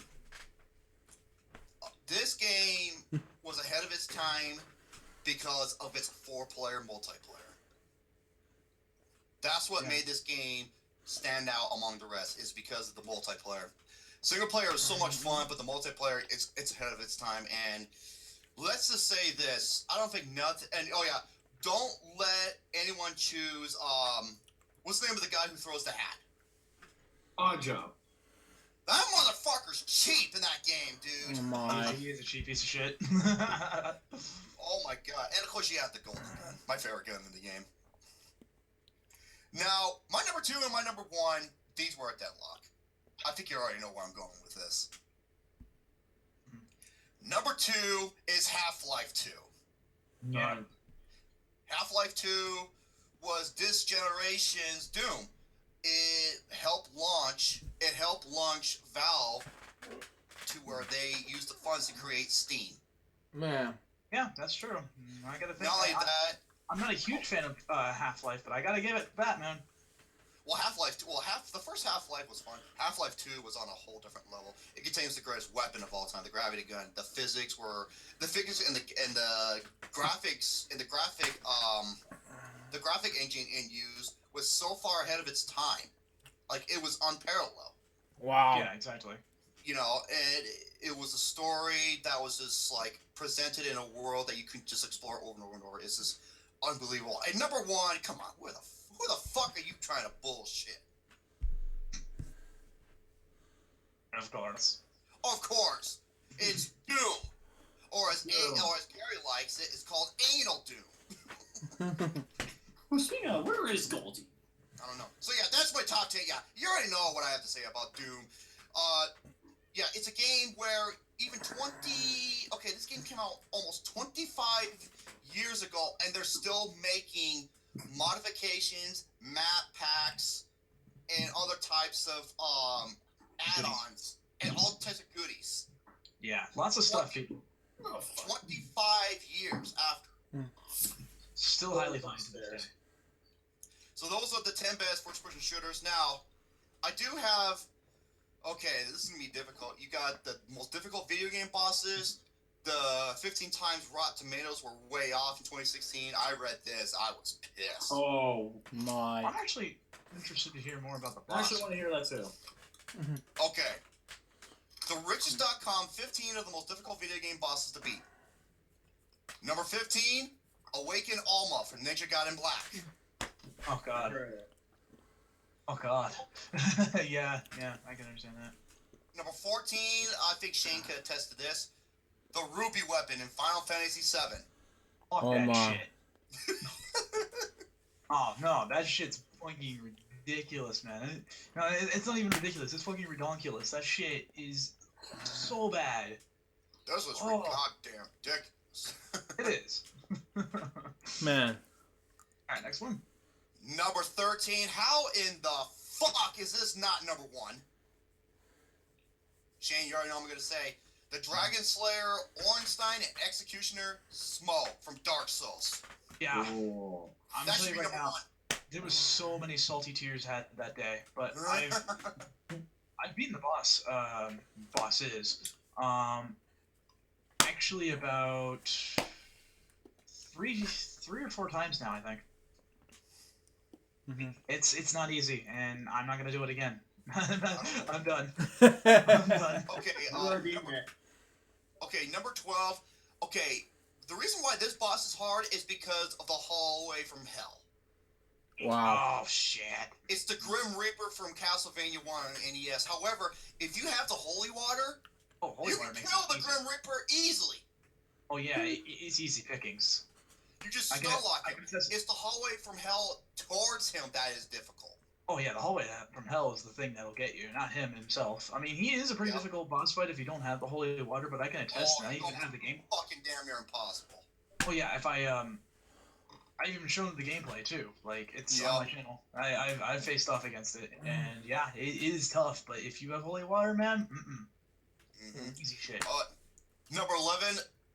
It's official. You suck. Shao Kahn. Shao Kahn from Mortal Kombat 2. Man. Oh man, Yeah, he's a bitch and a half. he He's really one is. of my favorite characters ever. Number 10, the Technodrome from the NES version of Teenage Mutant Ninja Turtles. Oh god, yeah, I can understand that too. Super Mario fans. Speaking of Castlevania, go fuck yourself, Rumi. Hey, you play the third one. Hey, it's the best one in the series. What you? To be fair, I mean it is just holy shit. It's fucking hard.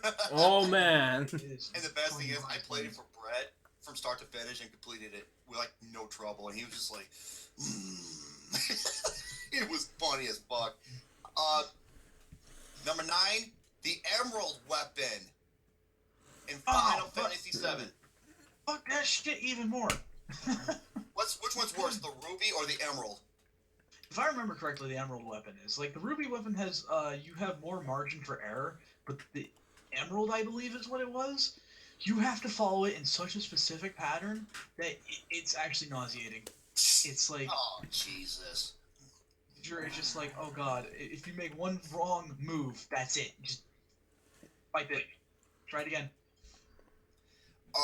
The Cargo Plane Tyrant for Resident Evil Code Veronica X. I have never played any of the Yeah, spin-offs. I I haven't only played the main ones. Yeah, I haven't even. I've heard things though, but Okay. The number 7, the final battle against Kai Ling in Mass Effect 3. here's the thing. Oh wait, no, I did do this one. Okay, here's the thing. All right, a long time ago, back when Mass Effect 1 was first being released, my neighbor couldn't defeat the final boss in that game, which was Saren. I believe that's what his name was. He was a bitch and a half, but only because my friend was very underleveled, but I still managed to beat it, and I won $25 because of that. Wow. Now, this is going to sound really bad because I'm a huge Mass Effect fan, but I've never played the story in the third game. I just mainly played multiplayer because I couldn't get off of it. It was too much fun. Well, not like that, the way the third game ends. Oh, the way the first game ends is cockadookie fucking horseshit. Oh, yeah, it was like an episode of The Sopranos. Man. But I will say, my friend, yet again, could not beat the final boss in the game.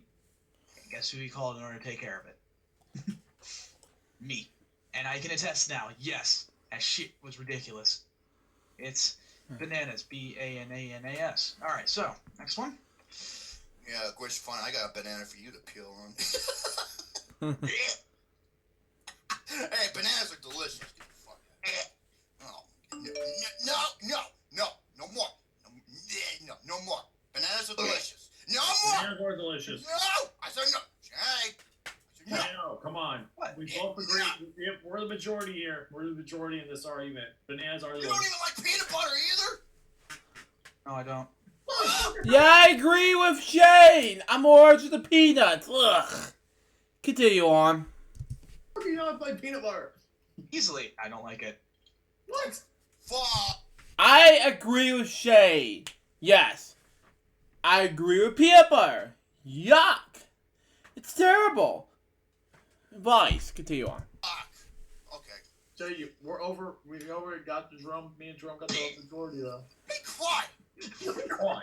I don't give a Number shit. 6. Ghost of Lady Comstock from Bioshock Infinite. Okay, the reason it's hard because for all the wrong reasons.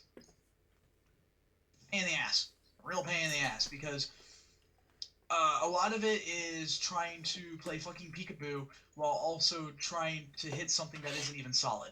Like it's bullshit. I haven't done it in a long time, but I play Bioshock Infinite. I have not got that far yet. oh, you're gonna hate it. If you ever get back into it, man, you're gonna fucking hate it. Trust me. Oh Jesus. It's not as hard as they're making it out to be. I did it on like the third try, but it's still tough. It's still really rough. Number 5. Okay, really one of the hardest. There's actually a trick. Okay, the Yellow Devil in the original Mega Man, the NES. If you use That's your right. if you use your lightning power and use the pause technique, you can actually dish out more damage, and it will hit them multiple times. Yeah. That's right. I don't understand why that's on there. Number 4, Dracula in Castlevania 3. Okay. I haven't gotten that far, so. He's got 3 forms. And you know what makes him fucking difficult? This is what makes him difficult. In the original Castlevania, if you die, you start at the bottom of the staircase. In Castlevania 3, if you die, no, you start back from the checkpoint. That's annoying. Like, that's really legitimately annoying. Which is like halfway through the level. And if you get a game over, you start the whole fucking level over. That's awful. And there is one pork chop. Just one that restores like 8 hit points of damage, except one hit takes 4 hit points, and you got 16 hit points. Basically, 4 hits and you're dead. And you gotta make it halfway and get to Dracula, and he's got 3 fucking forms.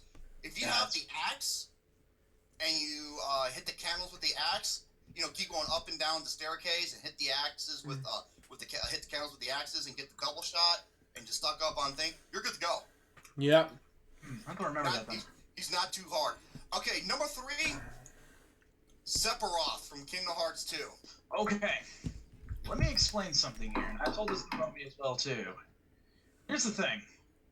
Yes, when you first face off Sephiroth in Kingdom Hearts 1, it is the biggest bitch ever. It is probably the hardest boss fight I've ever faced as a kid. As a kid, mind you. However, I soon found myself to actually be able to handle it really easily. Then it got too easy, so I decided to go ahead and handicap myself by using the weakest Keyblade in the game, and I still did it. Some people who had Game Sharks actually managed to hack the game in order to make sure that there was 2 Sephiroths in one fight, because they felt that it wasn't hard enough. That's how ridiculous some fans are in this game, dude. Here's the thing, though. There's a harder boss in Kingdom Hearts in general. There's a couple of them that are harder than Sephiroth easily. Well, speaking of that, Super Mario fans said Ansem or Ansem. Ansem. Yeah. Ansem? Depends on which Ansem you're talking about. Are you talking about the final boss from the first game, or the nobody Ansem, Xehanort? Because or Xemnas, I'm sorry. Because Xemnas from the game was rough, man. It was really rough. But there's harder bosses, like for example, Terra, the lingering will Terra, which is him basically becomes Alphonse from Fullmetal Alchemist. And you have to fight his armor, and that's a bitch. It was only available in Kingdom Hearts Final Mix. That was only available in Japan. But then came another one that was harder than that, and that was No Heart from Birth by Sleep Final Mix. Yeah. And that was the main antagonist of the entire series back in his heyday, like back when he was at his prime. And holy shit, that is rage-inducing. That's the kind of thing where you were ready to throw your PSP across the fucking room. I'll agree with that. Ooh. Okay. Ooh, no. But yeah, so All right. Sephiroth still hard. What about Maleficent? Maleficent wasn't all that It difficult wasn't to all me. that bad. Yeah, it wasn't that bad either. It was good. So there you go. Let's continue on. Yeah, annoying. Honestly, fuck her How too. about Xemnas from Kingdom Hearts 1? It's not on the list. The final boss. So, well, Shane, what do you think about that? Have you played the final mix, Xemnas? What, the secret boss? Yeah, the secret boss. Yeah, the secret boss was really rough, but it wasn't. As far as secret bosses go, there was much harder. Yeah, Sephiroth. Much harder. The secret boss from Birth by Sleep, the original one, which was not Vanitas lingering sentiment, but the other one, the mysterious figure. Fuck that guy. It took me 400 times. I counted 400 times before I finally got it. Because you know why? I was getting pissed. I'm like, you know what? How many times am I going to die on this shit? I counted. Fuck that shit. Okay. Hang on, and hang on, I'm gonna go on ahead. I just gotta answer to Okay. Number 2, Psycho Mantis in the original Metal Gear Solid. Only if you don't know the trick. Because he can read every move you can do. Just unplug your controller and plug it in the player 2 console. Plug it into the second player port, and he can't read your mind. There you go. Wow. There you go. That's it. That's it. Yeah. Number That's 1. That's the thing about Hideo Kojima. He likes to fuck with people. But anyways. Yeah, Metal Gear Solid 4. I'm not even gonna go into that bullshit. Okay. Number 1. This is not only this list number 1, it's Mach Mojo's number 1. And it was on a couple other big lists, and they also have it at number 1. Mike Tyson and Mike Tyson's Punch-Out. Thank you. Okay, yeah, that's understandable. Very understandable. I've beaten the top 2 out of the top 2. I've beaten 2 out of the top 3. I've beaten 2 out of the top 3. Well, Psycho Mantis is easy if you know the trick. Yeah, if you know the trick. I haven't actually played that game the whole way through. I still gotta play the whole way through, unfortunately. Okay. As for Mike Tyson, Mike Easily. Tyson sucks. Easily the hardest, honestly. okay, here's the thing with him. Now, he's noticed for his 1 minute and 30 second barrage of fucking uppercuts. Wow. Because one uppercut sends you flying to your fucking ass. Mm-hmm. Okay? But there's a trick. If you get up on the 9 count, I did this I did this on the recent video I uploaded on my Facebook account when I was doing another world circuit. Mm-hmm. If he knocks you down, you get up on the 9 count, it fills up your entire meter. Really? Oh, okay. Therefore, if you don't take damage, he gets up with less health. He gets you the better refill. If you take damage, he will get up with a bigger refill. There's a lot of things you need to know about fighting Mike Tyson. Yeah, there's a lot of strats to it, man. There's a lot of things you need to make sure And you're doing right. when it comes to the best strat, go to Luke Miller. He's also known as Sinister One. Oh my. A fucking savage when it comes to playing hard fucking games, okay? It's true. He takes you play by play of how to defeat Mike Tyson's Punch-Out. Like, if he throws, in the first minute 30, if he throws with the left, you first counter him with your right. You'll deal more damage. Oh, okay. He goes into details over everything. And whatever you do not go into the 3rd round with him, because if you do, he's very unpredictable. And he's just going to throw everything at you. Why do you think I always beat him in round 2? So you got me there. Good point. So there you have it. That is the 15 most difficult. I don't know. Okay, you say you guys don't have too much. Okay, I can do... We could do a thing of what you got next. I think you have film plots explained horribly. Okay, I got the 15. Hey, what about that one about what about the Rotten Tomatoes Rotten Tomatoes? Oh yeah, the Rotten Tomatoes. Okay, right. Okay. And then I'll do film plots explained horror. I'll go through these real quick. Okay, thank you, Diego Coya, aka the Latino Hita Film. Thank you, Gary, for that nickname for him, because that was great. Man. I saw this list. This was fucking garbage. There was only a few films I'm just like, okay, I agree. The rest, it's gonna make your fucking head spin. Okay. Leah says Shane is my babe. Oh my. I'm okay with that. You've done fucked up. That's not true. No, No. I'm gonna get fucked up when I go to the gym and I see hot sexual men guys with the big buttocks. Fuck off, Ronnie. I would definitely not. You stupid asshole. No, definitely not. I'm sorry. I love that. I love that response. Look at the butt on. He's like, yeah, he must work out. Him or Dumb and Dumber. Okay. Oh, I'm sorry. We also have Letters to the Swellmeister after you're done too. So. Okay. Screen Rats. 15 times Rotten Tomatoes were way off in 2016. Thank you, Diego Coya.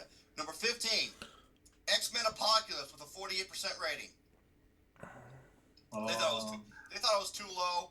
Me, I had somewhat of a mixed to mildly positive reaction, so I can see why with that Rotten Tomato meter. Number 14, I agree. This is too low. Number 14, The Accountant with 51%. This was a good movie. Definitely way too low. Yep, this was a good movie. Really good movie. You can't go wrong with that. Number 13, I agree. This movie is so fucking overrated as hell. It's a good movie, but great fuck no. Sully with 85%. Oh, Man. it's way beyond overrated. It's Oscar bait. Oscar bait, yep. Oscar bait and fucking padding. That was why. Oh no. Oh, yeah. I don't know about those two bosses, Aaliyah.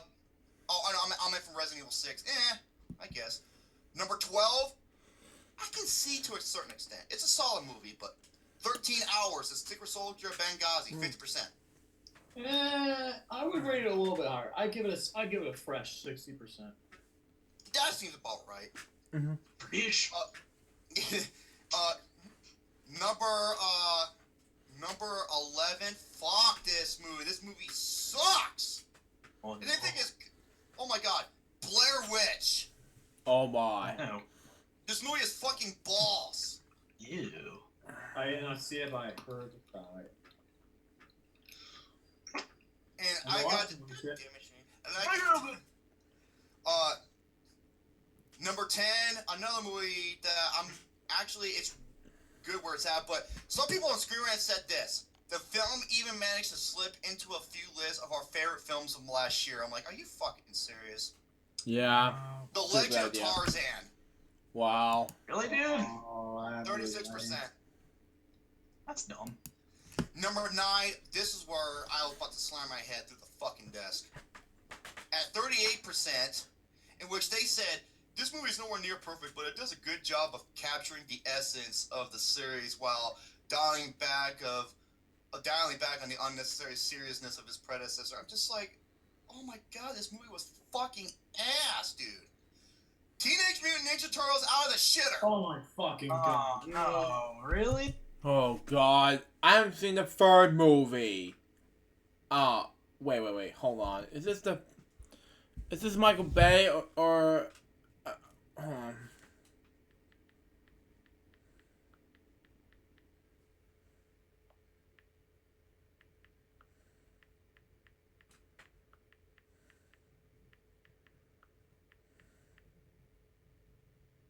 No, it's not the third movie. Okay. I'm in the wrong one. Michael Bay. It's awesome. Continue on. Hey. This movie was garbage. It was garbage. It makes the first movie look like oh my god. It makes the fucking first movie look like goddamn John Wick. Jesus Christ, dude. Oh. Okay, number 8, another bullshit. They think this was too low, and it was boring as fuck. The Free State of Jones. Yeah, that was a boring fucking movie. Aside from the first 25 minutes, which was really good, the rest was boring as shit. Mm-hmm. Number 7, they think this movie is so overrated. I'm calling fucking bullshit. Because this movie was outstanding. Barbershop, The Next Cut. Oh my god, yeah, it was definitely out. Oh, I couldn't believe how good it was. Number It was 20 amazing. last year. My number 20. Yeah. I haven't seen it personally myself, but I've heard all sorts of great things Oh about my it. It's awesome. god. Dude, I didn't expect it to be that good. It was incredible. Impressive. Number 6, I did not see Mel Gibson starring in Bloodfather with an 89%. They think it's way overrated. I didn't see that movie. I thought I know somebody who said it was good. You can hear Some people who did see it, they said it was really good. Yeah, same. It was my most surprising film of last year. Number 4, Don't Think Twice with a 99% rating. I think Never heard of it. it's overrated, is what they're saying. And they said, well, the audience rating is 73. I'm just like, I don't give a fuck. No. Okay. Number 3 and number 2. Dude, I thought one of these was going to be number 1. Oh, I yeah. just had a fucking feeling. Number 3, batshit for super fuck ton of ass crack God. Oh, jeez. with a Ah, 28% rating. Okay, and I gotta read this shit. Since Batman v Superman came out in March of last year, comic book fans everywhere, including the writers at Screen Rant, have picked apart everything that could have been better about the film. But while the movie certainly isn't perfect, it's far from unwatchable. Luke Nuke's head's about ready to fucking explode. And this one, okay, now get this. In fact, the film only seems to improve with multiple viewings. Bull fucking shit. I remember when I saw it again, and I hated it even more. It's fucking bullshit. Number 2, Suicide Squad. Oh, fuck this. Yeah, DC dick suckers here when it comes to films.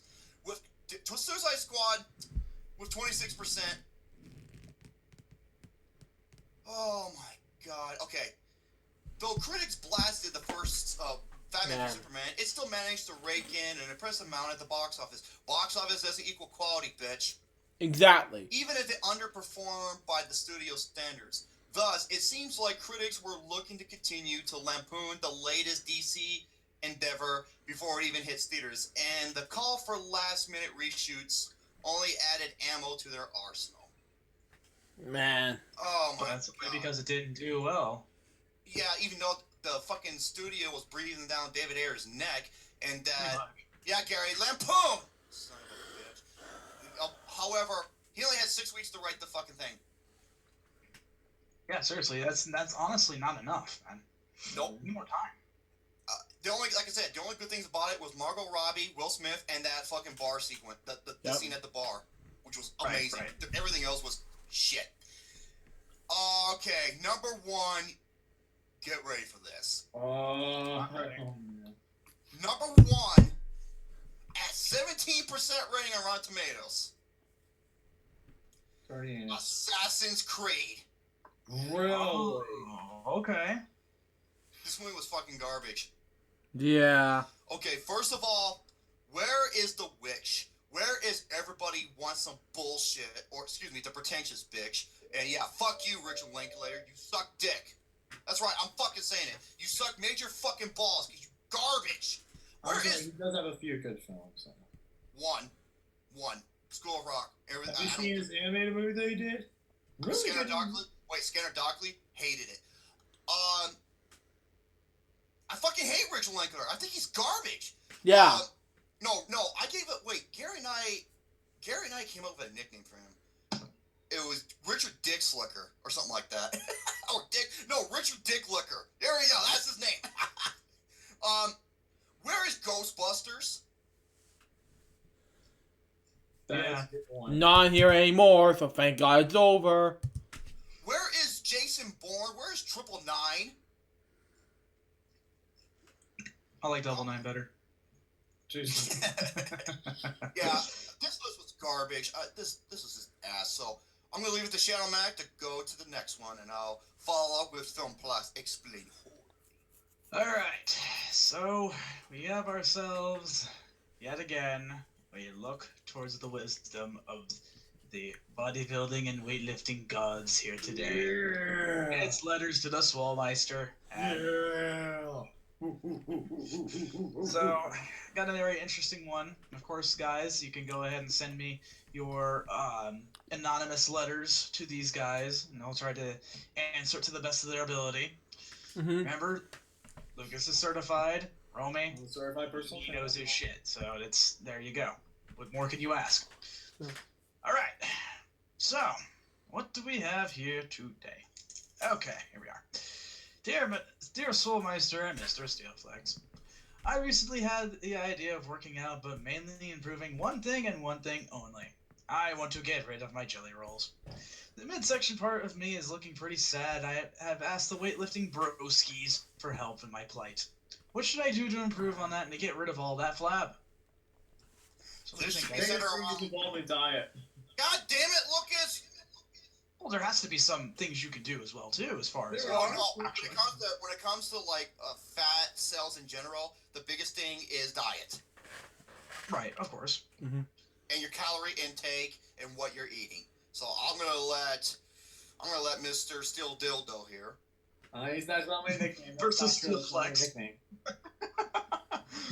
But yeah, I actually do have an interesting article because it leads me into something I want to talk about a lot with eating foods, and that is a place called Trader Joe's. If you guys don't know what it is, it's a really good grocery store chain that has really good foods at really good prices, and these are the best buys according to employees. If you want to start getting healthier, this is a good place to shop, and getting these best buys is always a great start as well. So starting out with bananas. Bananas are a great deal. Shano, I know you don't like bananas, but bananas. They're 19 cents a piece. That's 19 cents? 19 cents? No, they're like 30 to 50 cents a pound. That's what it says. Right there. That's where it goes right there. Holy shit. What the fuck? I'm not eating those bananas, man. You get what you pay for. 19 cents a Yeah, piece. that's true. Next up, organic sweet potatoes. Oh, I love sweet potatoes. 3 pound, like it includes a big ass 3 pound bag of sweet potatoes, which goes for $3.99. Oh, that's The so good. non-organics run around $2.99. It's pretty good though. Yeah. Next up is eggs. Eggs are. Ugh!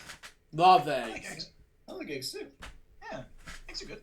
Eggs are good. You know what else is good? Oh, Jesus! Fuck! Sorry, that was fucking brilliant. Dude, he's his own bed vibrator. Oh my god. Vibrator, dude. I fucking felt that from here. Those That aftershocks. was fucking brilliant. I'm sorry. Dude, I share so much sympathy for your toilet. Yeah.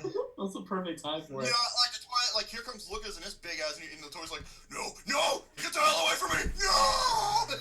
And at that time, the toilet. Alright, next up is 5 speed bars. Oh my. Done over there? Please tell me you heard that, Lucas. I did. Alright, I was saying at the. At this time, the toilet found out that life was pretty shitty. Bro, river shit, I'll clean the other side. That was pretty brilliant.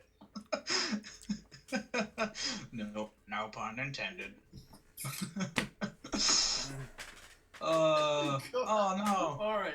Leah, what are you doing? Oh, you gotta get that sleep. You gotta go get some sleep. That's See right. you, They have see you around. pasta. She wants to snuggle. What's that? But there She is wants- pasta. I willingly sacrifice myself. Lucas, you done fucked up. Okay, pasta? I don't know about pasta, because that's I high. know it's not a good thing, but it's a good value. This is what's on the website. I love pasta. It was awesome. Continue on. Next up is 5 seed bars. 5 seed bars, and they're all pretty good. There's like 3 flavors. It's like a Nature Valley bar, but it tastes so fresh. There are 3 flavors, including blueberry. That's interesting. I like that. Next up is frozen meals as well. Is also a good option. Like really healthy frozen food options are also a great a very very good option.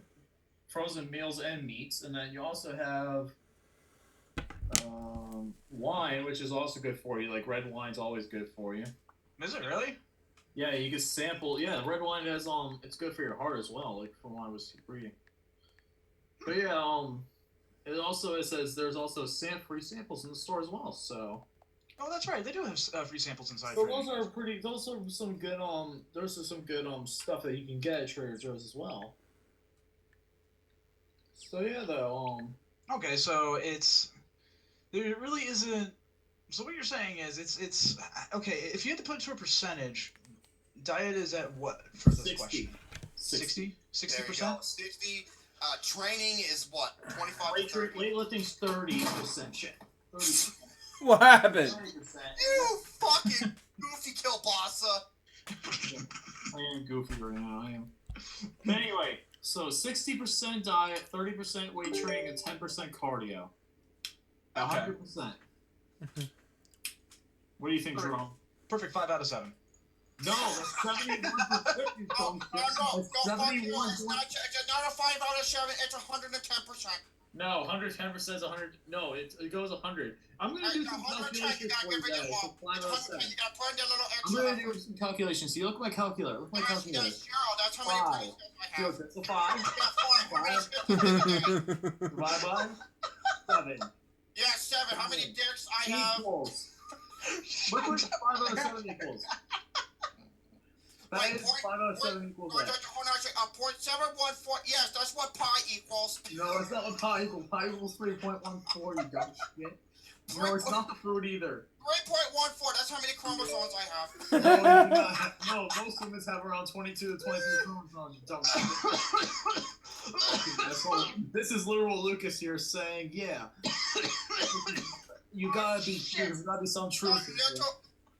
Literal Lucas, there's 5 L's in them. No, oh my god, you're No, it's 71.4%. Yeah, 71.4. That's how many. 71.4%. That's how much it takes to get a big boner. No, it is not. That is definitely not true. That's how much Viagra. No, I do not need Viagra. You, I don't. Wait, it's 0.7. Yeah, that's how big my dick is in centimeters. That's bullshit. No way that's not bullshit. Man. It's definitely bigger than that. Maybe yours is that small, but mine is definitely not. Not even the It's definitely really big, but I had to look under a microscope. No, Man. definitely not. You have to look under a microscope for yours because fat you have in your body. You gotta look for it as well. Oh my god. Yeah, fat. Yeah, it's all stored in my ass. They call me ghetto booty. No, I used to be called ghetto booty. No, it used to be, except, guys call me that at the gym. And No, then girls call me that they too. whip- Girls, I've had girls call my ass for. They like my ghetto booty, and then they take the towel and they whip me right in the good ass cheek. No, they do not do that. There's no way they do that. I never had that happen to me before. So. And you're going to the wrong place. And then that hit me so hard, and then I sneezed at the same time, and it made me take a large puppy in the shower. What the fuck? You dumb shit. Fuck. Thank you, Metallica Maniac. Yeah. Ghetto booty, the rise and fall of literal Lucas. That's a funny movie title. Good night, You know what else is funny? I tried to do a cock push-up. I could only do one. Shut the fuck up. You couldn't do one either. You want your cock has to do to push that much weight up, dude? It's hard to fucking do. Man. Oh, I for farted- fuck's I sake. I farted so hard from the protein shit that I look like Wesker, and I call that Ouroboros in the atmosphere. Fuck is wrong? I don't even know That's how all it's the a saturation. fake thing. T-virus is I love the T-virus, testosterone. No, it's definitely Okay, that's fine. no, it's not estrogen. Man. Hey, Lucas, what is 7 times 2? 14. Yeah, 14. That's just half of my IQ. No, my IQ's definitely higher than that. But maybe your IQ, but that's definitely not mine. No, that's not my IQ. No, I'm terribly sorry. It's IQ point. Yeah. Let's see here. You carried that. Okay. You know what IQ stands for? Intelligent.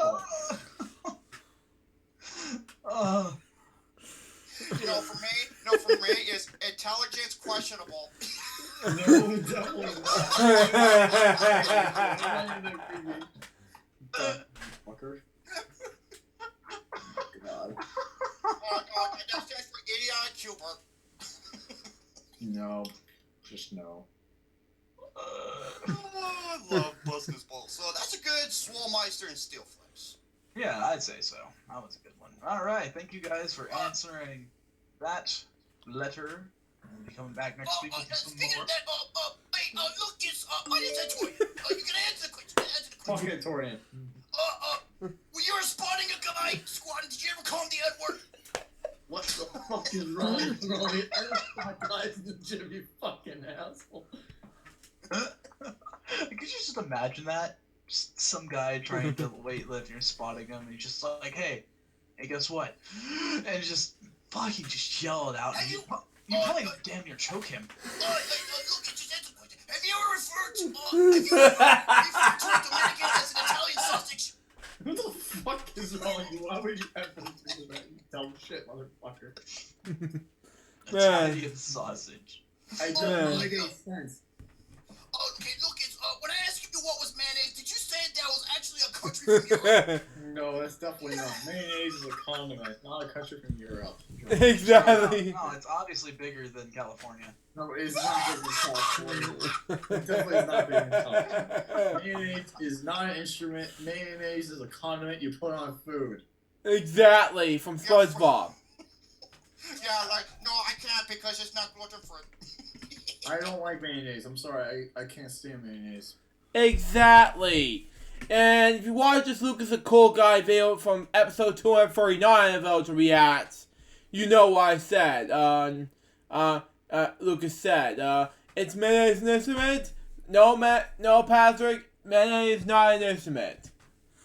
Horseradish is not an instrument either. But anyway, let's continue on. Oh god. Lucas, have you ever forced an Oompa Loompa to make chocolate brownies by fucking them up the ass, called the N-word? What the fuck is wrong with you? Why would I ever fucking unbelieve? Let me ask. Let me ask something first.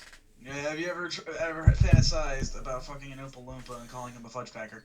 No. Oh. Fuck no. Why not? Because that's disgusting. Exactly. Have you ever gave Ben Roethlisberger a steel dildo souvenir? No, I definitely did not because I have never met Ben Here you Roethlisberger. go, Ben Roethlisberger. It's put it in my ass, and he's just like, Shut the fuck up. God damn it.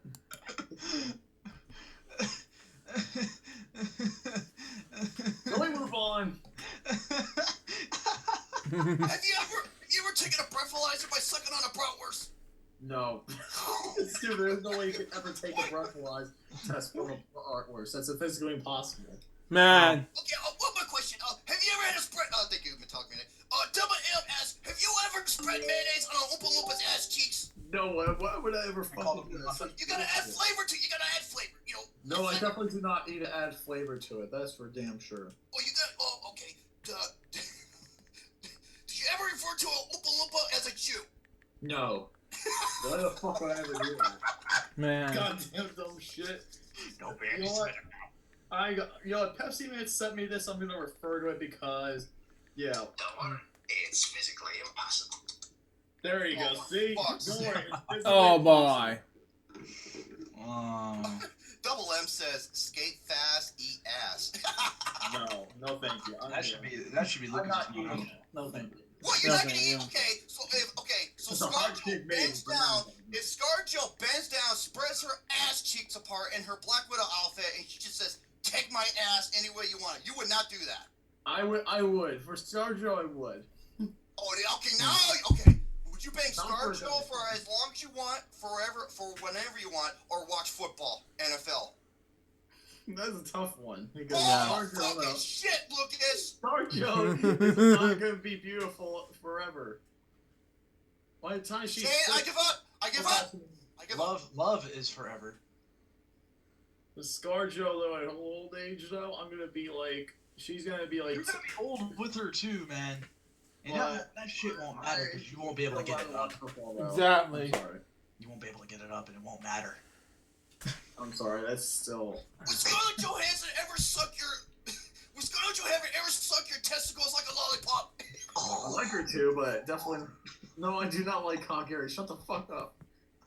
I like What's chicken. wrong, wait, what's wrong with chicken, man? Chicken's delicious. Yeah, chicken's What are fucking you- delicious. Chicken's awesome! I mean, even though it's, if you hadn't saw my reaction video 51, I laughed my ass off about this 50, the chicken dance. You know, that's just me. Continue on. What the fuck is this bullshit? Oh, okay, let's move on because... All right, Let's move on, please. Oh god. Okay. No, I'm not gonna get anywhere with Kirby. See, Kirby is right here. He is just sitting around having fun. I can't see And the now camera. he's a star. Shovel Knight is right here, just chilling. Okay, Shane, I can go over Film Plot Explained Horribly, and I'll just leave the rest for you. Okay. I don't know if good. that's... Film Plus Explained Horribly. Thank you, Brett, for helping me out with some of these. So here we go. Mm-hmm. Titanic meets Gladiator with a natural disaster. The Day After Tomorrow? No. San Andreas? 2012. No. San Andreas, no. That movie was a disaster, but It's a guilty pleasure of mine. It's fucking terrible, but I love it. yeah. Yep. Ah, shit. Titanic meets Gladiator with a natural disaster.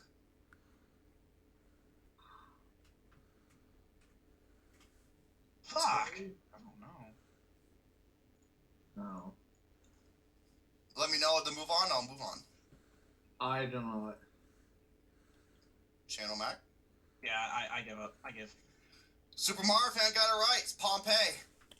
Oh shit. Okay. All right. All right.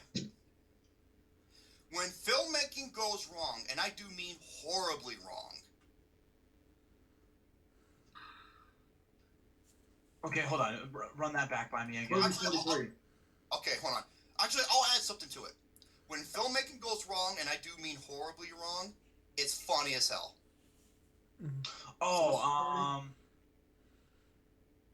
Sausage Party? No, I don't think so. Blazing Saddles? Good guess, but no. Shit. Baseballs. Nope. When filmmaking goes wrong, and I do mean horribly wrong, hilarious hijinks ensues, or funny shit happens, I guess you could say. Or it's funny as hell. I really thought Blazing Saddles was it. Monty Python and Holy Grail? Nope. Oh. Lucas? I'm stuck on this one too, unfortunately. I got nothing. Okay, Brett, thank you. Tropic Thunder. Oh, damn it! I was thinking of that one too. Damn it! Yeah, okay, here we go. Man goes back in time to find a cure of an epidemic. The Curious Case of Benjamin Button? No. Back to the Future. No? I don't know. I don't know. Some help. I don't know. And you know what? This is actually the details of the plot. This is like, you're probably thinking, there's a movie about this? It's a damn good movie. No. That is, C.A. Cougar, good guess, but no.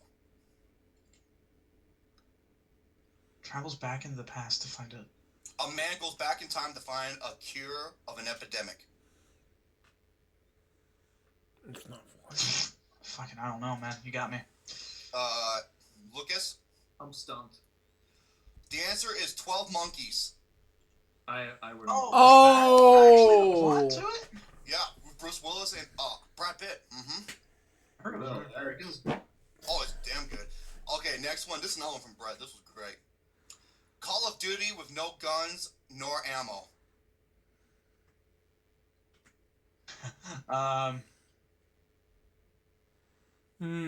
Shit. I feel like I know this one. When Brett told me this, I was like, that was fucking genius. Gosh, man, I don't know.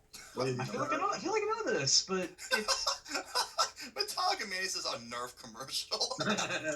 Nerf commercial. not wrong. Argo, not a bad guess, but no. Sneeze. I don't know. You got me. Lucas? I don't know either, unfortunately. The answer is Hacksaw Ridge. Oh, God damn it. Yeah. Okay, that makes sense. Okay, next one. Kid with dead parents turns black. Batman? That is correct. Damn it. You got it. I was gonna guess that too. Shit. Yes, I got one. Okay, next one.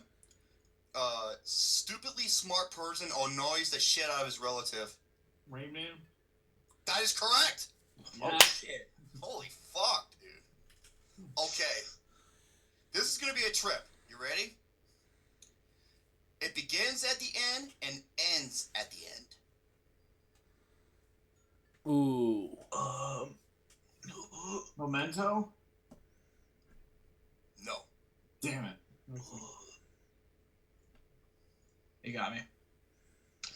I have no idea. It begins at the end and ends at the end. Mm-hmm. No That point is out of sentence. okay. Metallica Maniac. That is a good guess, but it doesn't fully apply to this answer. But yeah, that's a good guess though. Straight Outta Compton? No.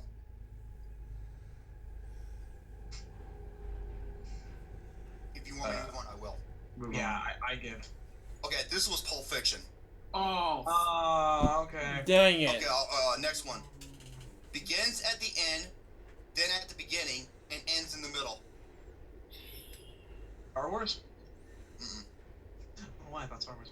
I'll say it again. Begins at the end, then then at the beginning, and then it ends in the middle. Small brothers. That also sounds like Pulp Fiction. Kill Bill? Nope. I was gonna say Kill Bill too, actually. That's funny. Fuck, dude. Mhm. If you want me to move on, just let me know.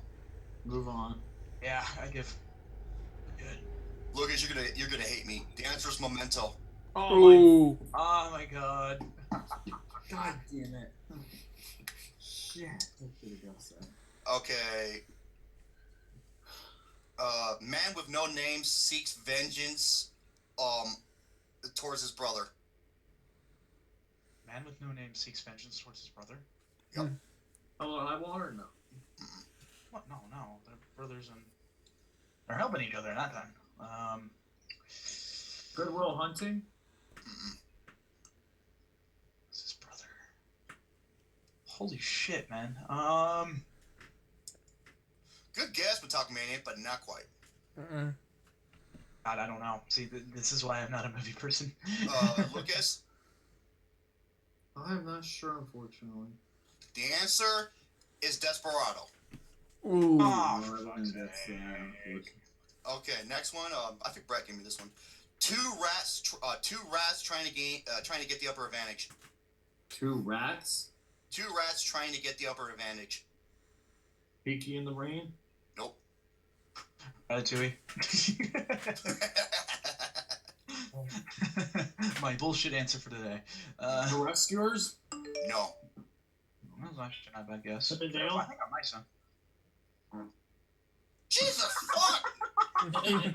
Sorry. You're fucking shooting off those nasty ass stinking rotten plums at your butthole. God damn. I'm sorry. If you don't know, just let me go and I'll move on. Move on. Yeah, I give. The answer is The Departed. Oh. I haven't seen that. Oh, dude, it's one of the best Scorsese films ever. Okay.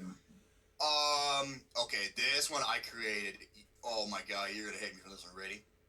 A musician and a desperado protect a sexy playboy from an assassin. The Nice Guys? No. Oh man. You want me to give you a hint? Yeah. Hit me. It's a western. Oh shit. I'm really upset at myself right now. Alright, run it by me again here. A musician and a desperado protect a sexy playboy from an assassin. Oh, fuck.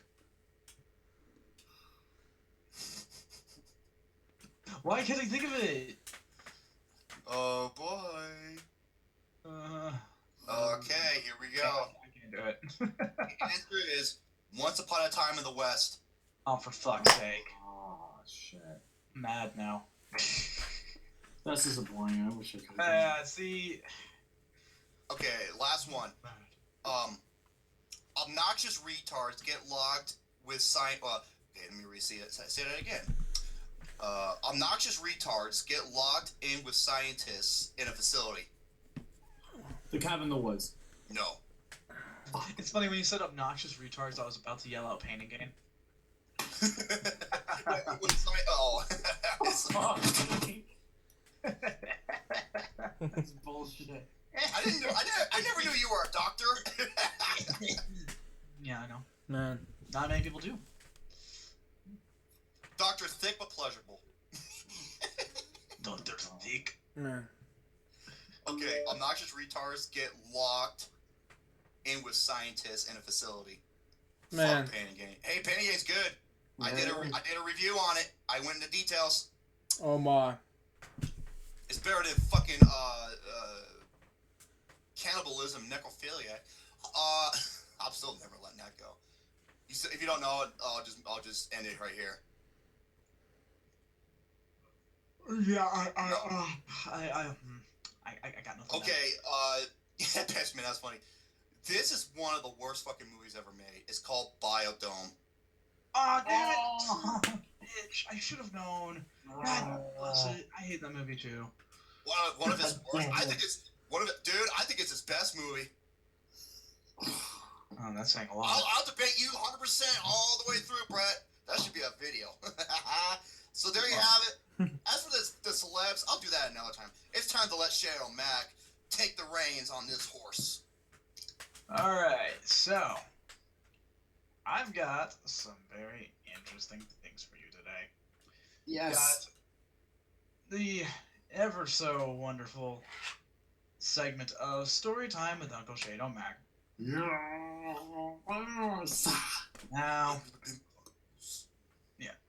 Now, this isn't anything to do with me, but there's a couple of stories that I found on the internet, and I found them absolutely fascinating, in fact.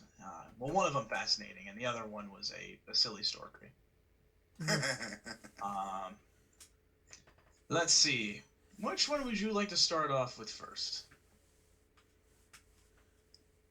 Silly or interesting? Let's go with interesting first and end with silly. Okay. Mm-hmm. So, let me just make sure that I have all the information I need here, because I believe I have it here. Okay, yeah. Okay. Here it is. This is what's called Post-it notes left in apartment. On the 15th of April, I found a yellow Post-it note in handwriting that wasn't mine on my desk, reminding me of some errands I had to do, but told literally nobody about. While odd, I chalked it up to something I did in my sleep, thinking maybe in my half-awake state, I scrawled it so I didn't appear to be in my handwriting. I threw it out and thought little of it. On the 19th, I found another Post-it note on the back of my desk chair, in the same handwriting as the previous note, telling me to make sure I saved my documents. I was freaked out, but there were no other signs of a break-in, so I set my webcam in my house, aimed at my desk, and used the security cam app to record after detecting movement. On the 28th, I woke up to find another Post-it note, one saying, "Our landlord isn't letting me talk to you, but it's important we do."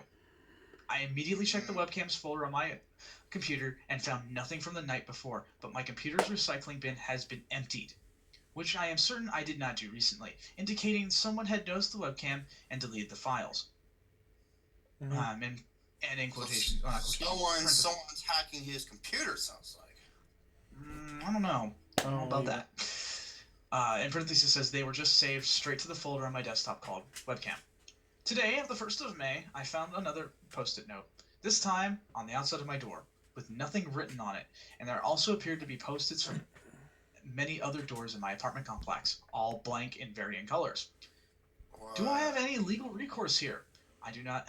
I have no proof except the Post-its, but those are written in my pen and my Post-it notes, so conceivably I could have faked them.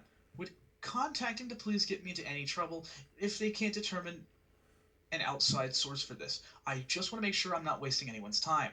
Should I consult my landlord? Those living in the complex. Wow. So what do you think? What do you think is going on in that? It sounds like Really it sounds like somebody that has too much time on his hands. Man. He does have a lot of time. Especially when he knows how to do all this shit, and watching somebody and putting all these envelopes and shit on people's doors and whatnot. Yeah, he's got a lot of time on his hands. Man. Could be, yeah.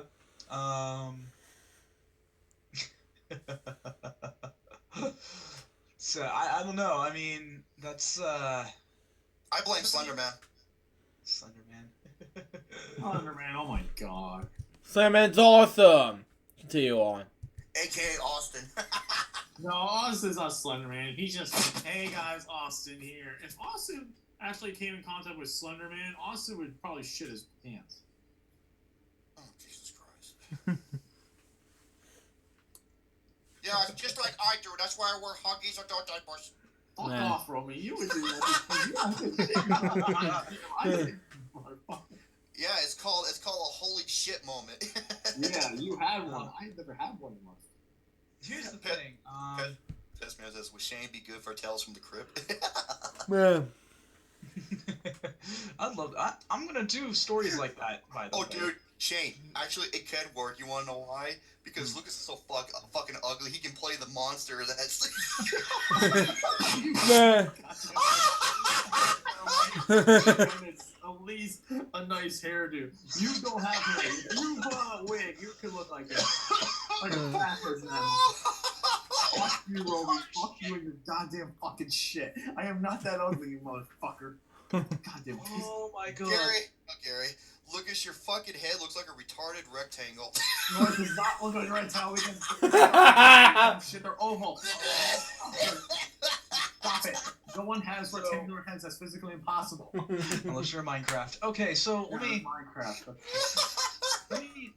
tell you something here.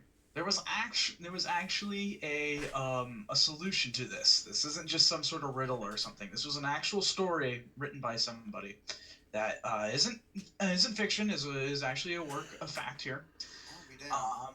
What happened was carbon monoxide poisoning. Oh my. Fuck. What happened was that you must have made him hallucinating and shit. Yes. That's the thing that happens with carbon monoxide poisoning is that you tend to hallucinate things and you tend to not remember anything. Yeah, so, it goes through the vents and whatnot, and it'll make you fucking see and hear shit. Yep. Yeah. So that's what happened. So very, very interesting. I was seeing if you guys could figure out what the hell's going on. No, oh my god, Metallica Maniac says Lucas's head is physically impossible.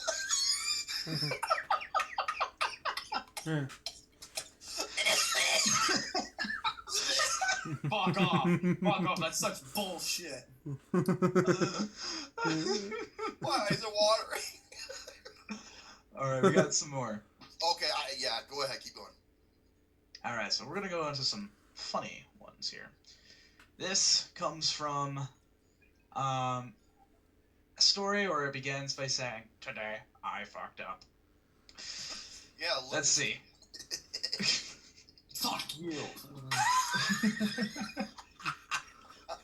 I hope you shit yourself again, you goddamn asshole. Oh, that's gonna be the best looking time too. I cannot wait for that. Oh. No, Okay, so 5 out of 7 is not possible. Go ahead, Shane. 71 point. Lucas, be quiet! wieners. All right, so that almost sounds like something my alarm would say, you know. But anyways, all right, so.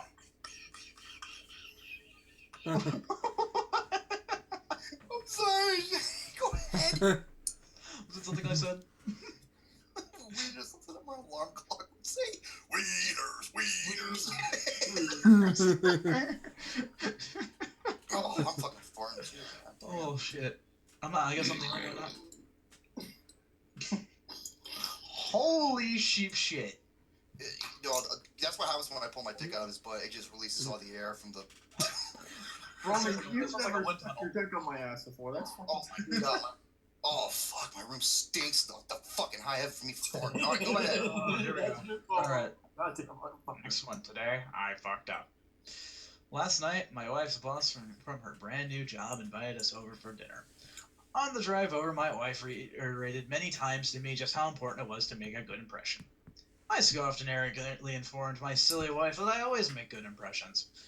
My wife's boss was a single lady in her 50s, so it was just the three of us. We chit-chatted. So she's a gilf. Maybe.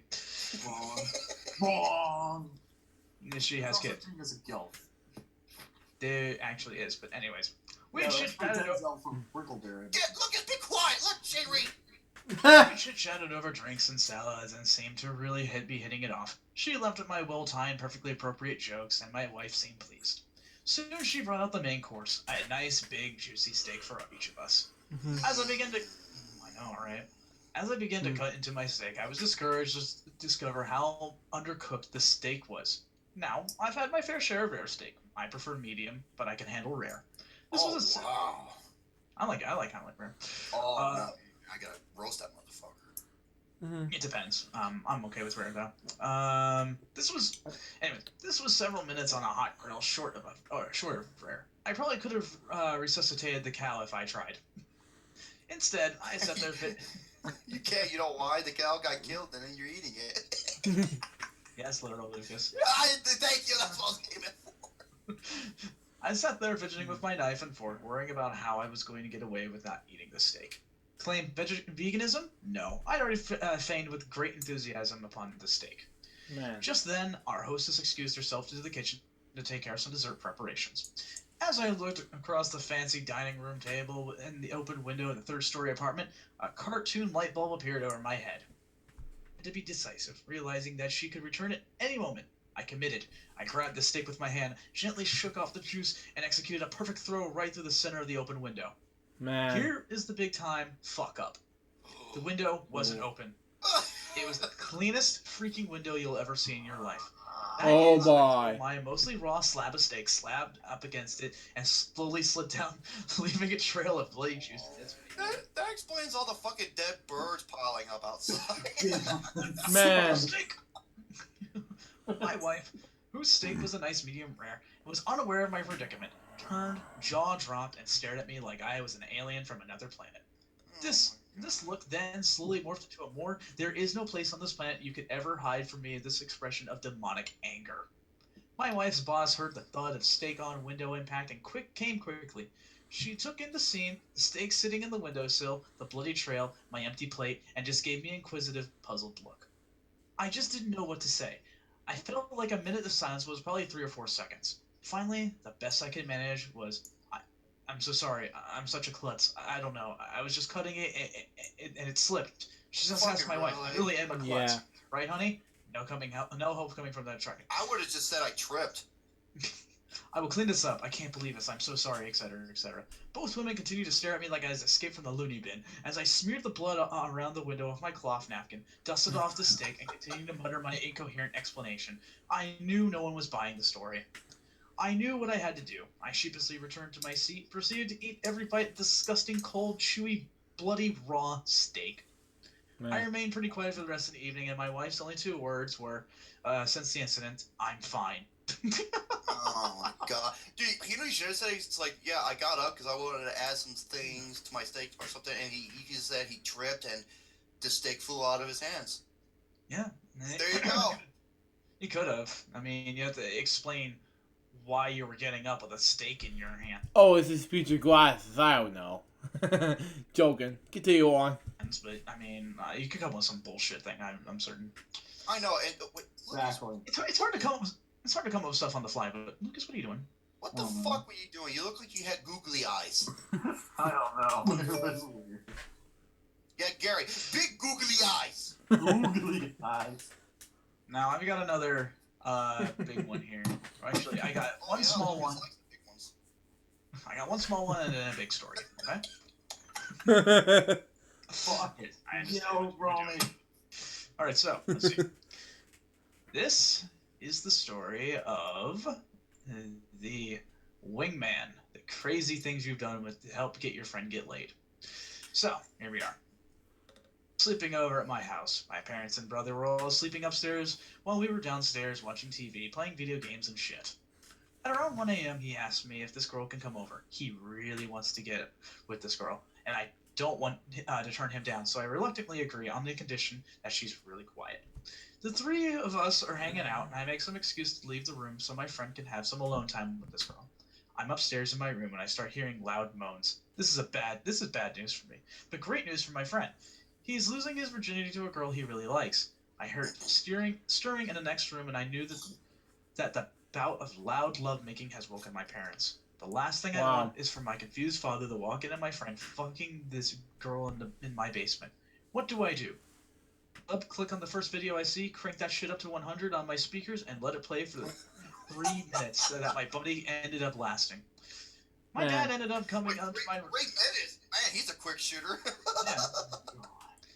My dad ended up coming into my room, discovering the source of the noise. I even threw in some fapping motion under the covers, and awkwardly leaving.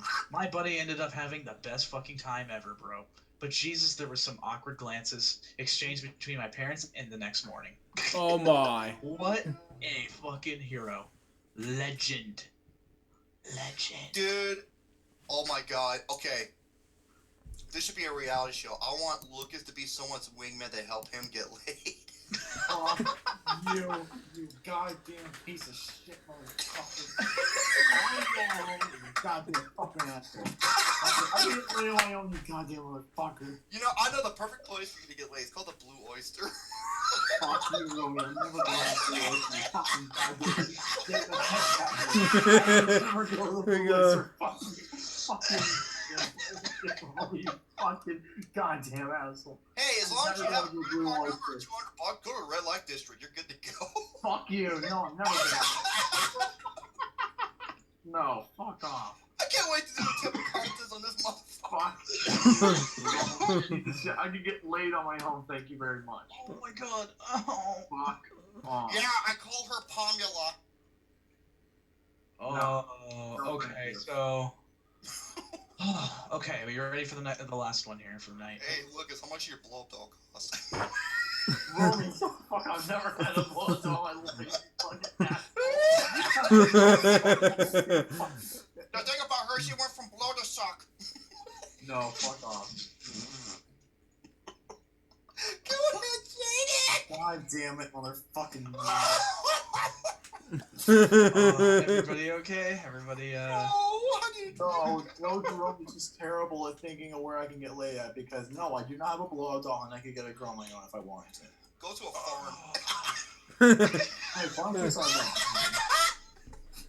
There could be some really hot ones too if you go in the right area. Wait, No, I went to a farm. It's called the Bonnie Ranch. No. Why? what farm? What are you talking about? Okay, it was a joke. I said, I know we can get laid. He can go Romy, to a farm. Romy's just being He's like, annoying. no. And I go, yeah, it's called the Bonnie Ranch. Good luck. Alright. Do. Anyway, let's continue on. There we go. We are here again with another I fucked up. So, this happened a long good while ago, so not really today, per se. It was April when I started this journey. During the winter, I became a member of a magic mushroom forum, and I was learning all I could about growing magic mushrooms. I tried it once before and only grew a yellowish-green mush that smelled of sweaty socks, but the time would be different. Okay. This time it would be different. I had a spore print sent to me, and it was off to the races. I had tried mushrooms once before about 10 years prior, and the experience was rather enjoyable. I had way too many bad experiences with LSD to even think about trying it, and from what I remembered, the mushroom experiences was much less chaotic and harsh for me than the majority of the acid trips have been. Oh, boy.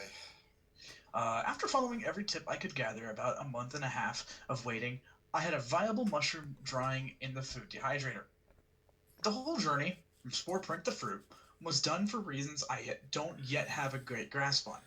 I was thinking at the time that growing them would impart some spiritual meaning into my existence. It's actually, let me interject in myself here. Yeah, that's actually a thing. It's not like doing peyote, but it's like, it's some people still find it as a spiritual journey in a sense. Right. I know somebody. Out of body experience. Well, no, kinda. He's told me all about all the stuff about about mushrooms and such, and it's actually very fascinating. I really do find it fascinating. Man. Alright, here we go. It had been a long, long time since I had taken any illegal substance, and I wanted it to be special in some way. Growing them myself was an attempt at providing that, I guess. The night I took them, I really wasn't planning on doing so. I was bored out of my wits and chatting with online friends. I told them I was going to eat my mushrooms, but didn't know how much to eat without a scale. I took a few pics of my intended dose and posted them, and immediately got advice to cut the dose in half. So, with my wife asleep, I went down to the kitchen and made a concoction of purple slushy and powdered mushrooms and gulped it down. I came back up and told the chatters that the deal was done and I was taking a shower and would be back once the fun would start. In the shower, about 5 minutes, I felt a rush like I was consciousness being pulled away from my body. I was fighting to keep it with me. It felt as if I had to let it fly away and I would have a full out-of-body experience. But for some reason, I felt compelled to hold on to it. I quickly turned off the water and looked down at my feet. They seemed miles away. Man. That is when it hit me. The shrooms were kicking in. Oh, he's fucking tripping like a motherfucker. Mm-hmm. Out of the shower, I put on the same clothes I came in with and headed upstairs. The shower in the basement of the house, and there was a door at the top of the stairs. Opening the door, the light from the kitchen blasted my eyes, and I got a good gauge of how far along the experience I was. I would see that the kitchen floor looked smooth and had liquid-like texture. But before I could survey any more, my black cat ran down into the basement. Man. This is where the trip goes bad. I didn't want to forget him down there. I never really thought that I could have just left the door open and shoo any members of our herd that wandered down there after my trip.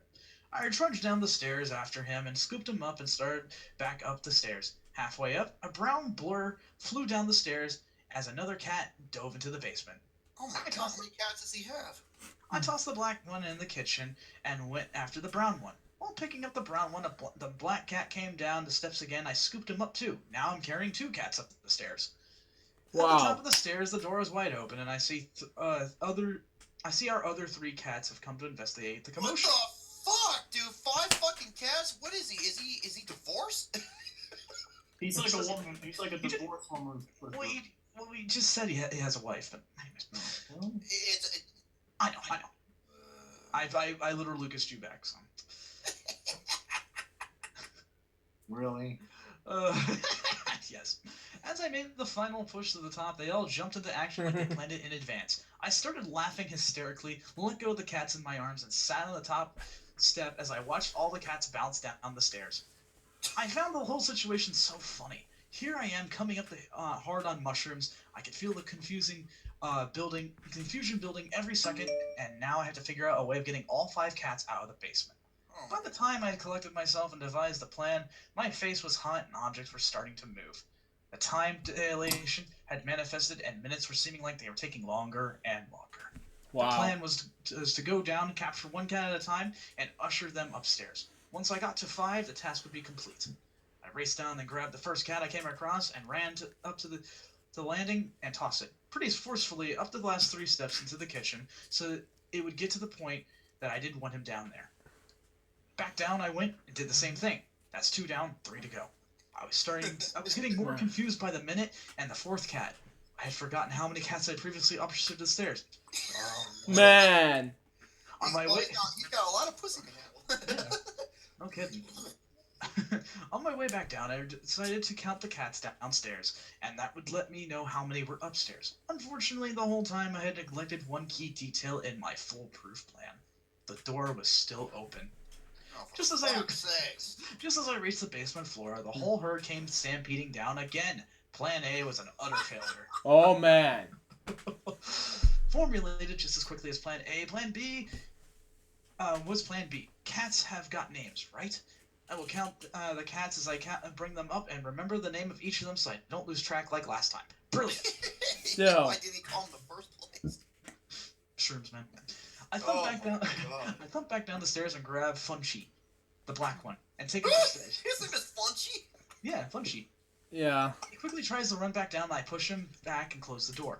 Back down the stairs, I grab another cat, Sammy, number 2. I think as I put her upstairs, in the door behind me. At this point, my mind is worn out. Things are moving very well, and walls have waves in them and on them. It's all but impossible to keep my mind at the task at hand. Those 2 things, cooped up with the fact that the time dilation is making the last 5 minutes chasing these beasts feel like I have been at it for hours, is making this fool's errand just as much as my brain could handle in its current state. Oh my god, that's like a movie Interstellar where we're on that planet where one minute equals 7 years in real time. Right? I trudge on. I trudge on trying to complete this task and grab another cat, but again at the top of the stairs, I forgot where I was in the order. I put that cat upstairs and tried to count the cats up there to give me an idea how many were left. But of course, they were not in the kitchen anymore. And again, it escapes me that I just keep bringing cats up until I run out of cats to retrieve. I will be through with this clusterfuck.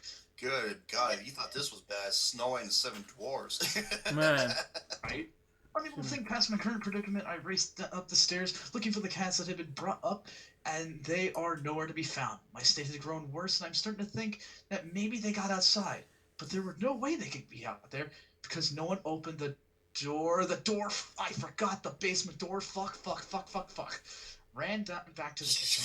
Jesus And downstairs for the 50 quadrillionth time, and bam! They were all 5 of them, safe and sound. I found the missing cats. Hallelujah! They weren't outside. My wife could have killed me if they were gone out. Me, all high and shit, and the cats going missing, I might as well pack my shit and go. What a relief. I love my kitties. Wait, are we still in the basement? Fucking cock son of a bitch mother goddamn shit hell. I am done. My mental ability is gone. Each trip up and down felt like an eternity. I only had just enough energy left to get up the stairs to the couch. I kneel by the couch and think about what I'm going to do. I am mentally exhausted because apparently counting to 5 is impossible while on mushrooms. Yep. Well, hey, him and Lucas have something in common. Fuck you, Romy. That's not common. We don't have that in common. No, hey, Exactly. You know what? I realized something about Lucas. You know what Lucas' favorite mushrooms are? The mushroom tin. God!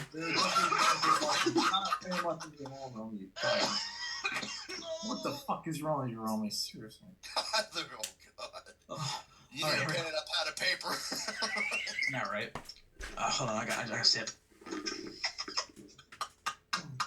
Oh, good. Dude, Okay. I was saving that joke for a while. Oh, no. My mind racing to come up with a solution to this impossible problem, and never once did I think of just leaving them down there until they found something more entertaining to do than drive me out of my fucking mind. The white flag was up. It was over. I needed the big gun. It was 2 or 3 a.m., and she had just got up to go to work in the morning. But I had no choice. I needed an adult. I have to wake my wife. She would make it all better. She would tame those damn hellions, and all will be fine. But it wasn't fine.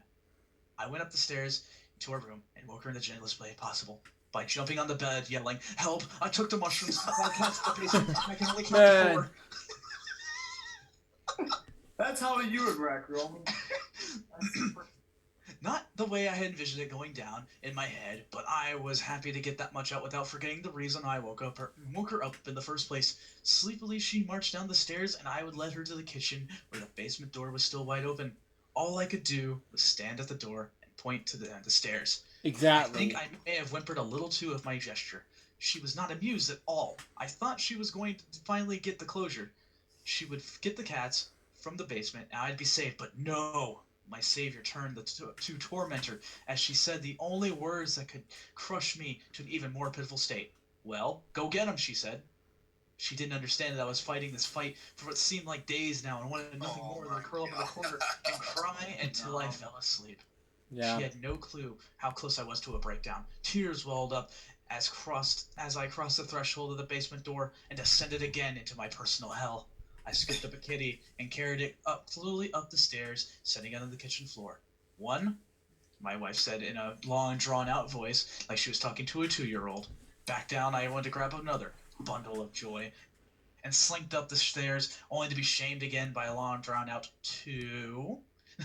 By the third cat, a short, audible were coming from me as I was almost about my breaking point. Pew pew. What is it, the Lego Batman movie? Yeah, right. My wife would begin to laugh at me and seemed to laugh at harder each time I came up with even more beaten than before. When the last cat came up, I was greeted by a sighing 5. And now was that too hard for my wife? As I tried to apologize, she waved me off at the stern. "We'll talk about this in the morning," and walked upstairs to bed. Man. The cat ordeal was over, but the trip was far from it. I immediately was immensely grateful to my online buddies who talked me into halving the dose because the rest of the night was filled with confusion and mindfuckery and intense time to dilation. I did not really a bad trip as bad trips go, but not at all enjoyable. I think I came across mushies as the list of variable boredom relievers. I won't be doing them again anytime soon. That is for sure. Oh my Yeah. God.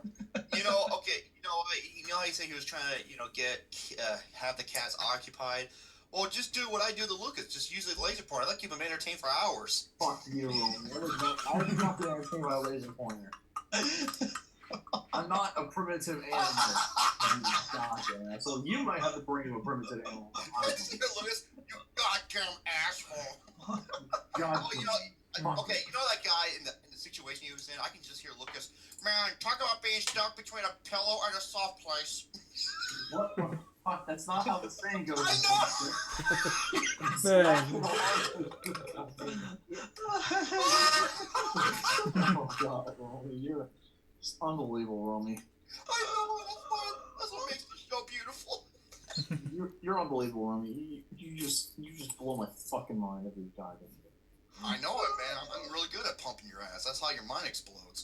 Fuck off. Exactly. That's what I mean, to blow your mind. I love how Shane's trying not to laugh so hard. Oh fuck. Yeah. I'm sorry. So, I'm sorry. oh, that's fine. Oh man. As you heard Trey in the background, continue on. And do we have time for one more? I wonder. Yes, I think we have time for one more, and that would be This one's a shorter one than the last one. Okay. How'd you think about that one? I enjoyed that one. Oh, that was funny. That was great, except Romy is being a goddamn asshole, as he always says. Here we go. Another I fucked up. Well, thankfully, this didn't happen today or yesterday. This fuck up actually happened when I was a kid, about 16, which is why I can laugh about it now. So anyways, back in the day, I used to enjoy Little Butt as a high schooler. Most of my friends did as well, but we lived in Utah at the time, which means pretty much none of our parents were cool with smoking. Quite the opposite, in fact. So with our strict parents in mind, as little stoner high schools kids, we had to think of some pretty creative ways to hide our weed. I even unscrewed my DVD player, hid weed in it, and my mom still almost found it. This time, I was going to make sure it was different. It was going to be the best place I could hide it. I thought to myself shortly after buying some weed for my friend's birthday, I bet hiding this outside would be perfect. She won't smell it, and she never comes out here. She just won't find it. So, as I'm outside smoking with my friend, I feel like I hit the gold mine of weed hiding ideas. We wrap up smoking at my mom's, and my mom's coming home soon. So we scout the yard, decide to hide the weed in the very back of the yard, wedged in between the fence and my shed. Over top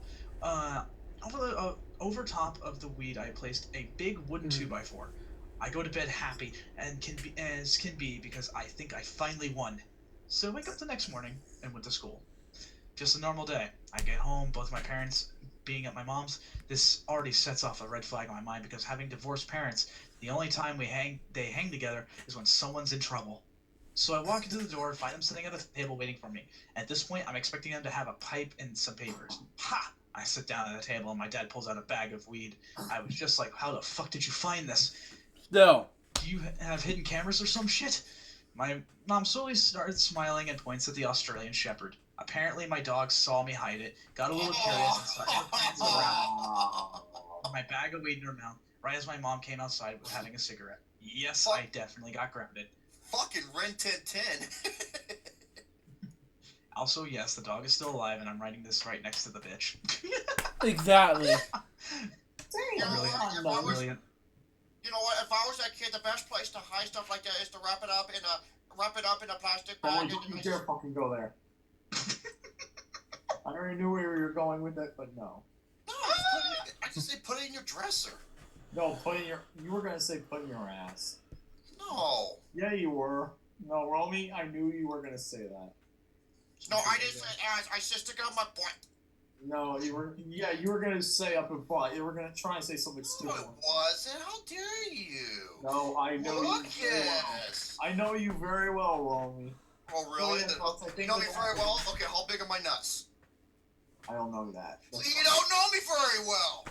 Yeah, because I don't look at you naked. That's disgusting. What's wrong with... Oh, okay, so now you think I'm disgusting looking. No. That's not what my beauty was saying. Fuck off. Anyway, let's end this show. This is getting to the end of it. We're getting late, and I'm watching a little bit of Family Guy as we're on setting this story. Really funny story. So that being said, thank you all for joining us tonight. And yeah, it's gonna be a great episode. Please say your final goodbyes. We'll be ready next week for episode 76. Oh man, I enjoyed that. Those are some great stories. For sure, man. That guy called it the dog bitch. So that sucks. Well, what do you mean? Like, I love dogs. Well, you know technically, a bitch you know what you is call a you know dog. what you call you know what you call a female dog is a bitch, Yeah, right? I know that, but it's still, I don't like saying that to Goldie. I would never say that to Goldie. Well, that's to Goldie. Like, that's... Yeah, well, I'm saying that the skills. She's a bitch somehow. Continue on. Whatever. He's Anyways. like Goldberg, but then a dog. Snoop Dogg. Snoop Dogg. Hey, look, have you ever called a doggy the N-word? No, that's stupid. Why would you ever call your dog the N-word? That's... Maybe you were just Dogs really would never angry do with that. We were just really angry. Anyways, so I appreciate all of you who are in the live chat, who are watching, and of course those who are listening into the playback now. We have an excellent episode yet again, and we're gonna do our best to bring an even better one next time. And man, episode 100 is slowly creeping up, guys. We're good. And that never happened because episode 100, did happen because episode 98 was the last one. Continue on. Get ready, because I know we're definitely going to be going over the best moments of painting game so far. So, with that being said, I'm ready to go. Head to bed. I'm tired. I got a busy day tomorrow. So, until then, over your birthday. yeah, I don't want my birthmas. But until then, we'll see you all next time. Have a good night, and keep your butthole tight. Absolutely, I'm not gonna get a shit out of you. Absolutely, thank you so much for allowing me, Shadow Mac Pimp Dad, the White Motherfucking Baron, and of course, the host of the show, Los Talados Locos Marsos. Episode 75, we gotta get to 100, and I'll be there in a short jiffy, so don't worry for that. Stay tuned for the latest updates, videos, previews, and much more to come on the network and all other source medias for us. Stay tuned, and once again, motherfuck Blu-ray Dan, because he's an adolescent cockface. Exactly. Continue on. And I hope he shits in his mouth. Now, if you excuse me, I want to go watch some hot, lovely Kira Kenner porn. Of course, that's what you go do. Go watch porn. Yeah, that's right. Thank you all for joining us tonight. See you later. Stay awesome. Have a great night. So that was the Pain Game Podcast, episode 75. What do I think about this episode? It was amazing. So far, this episode went to be a success. And I'll get to the full reaction of this whole video to another time, but we'll see what happens. Anyways, guys, that wraps up LJ React to episode 4 and 6. Hope you enjoy it. Stay tuned for the next one, which is going to be the Pain Game Podcast, episode 76. Excuse me. Till next time, so Jefferson, goodbye, peace out, baby. We get more to react to you guys very soon. Till then, Jefferson out. See ya.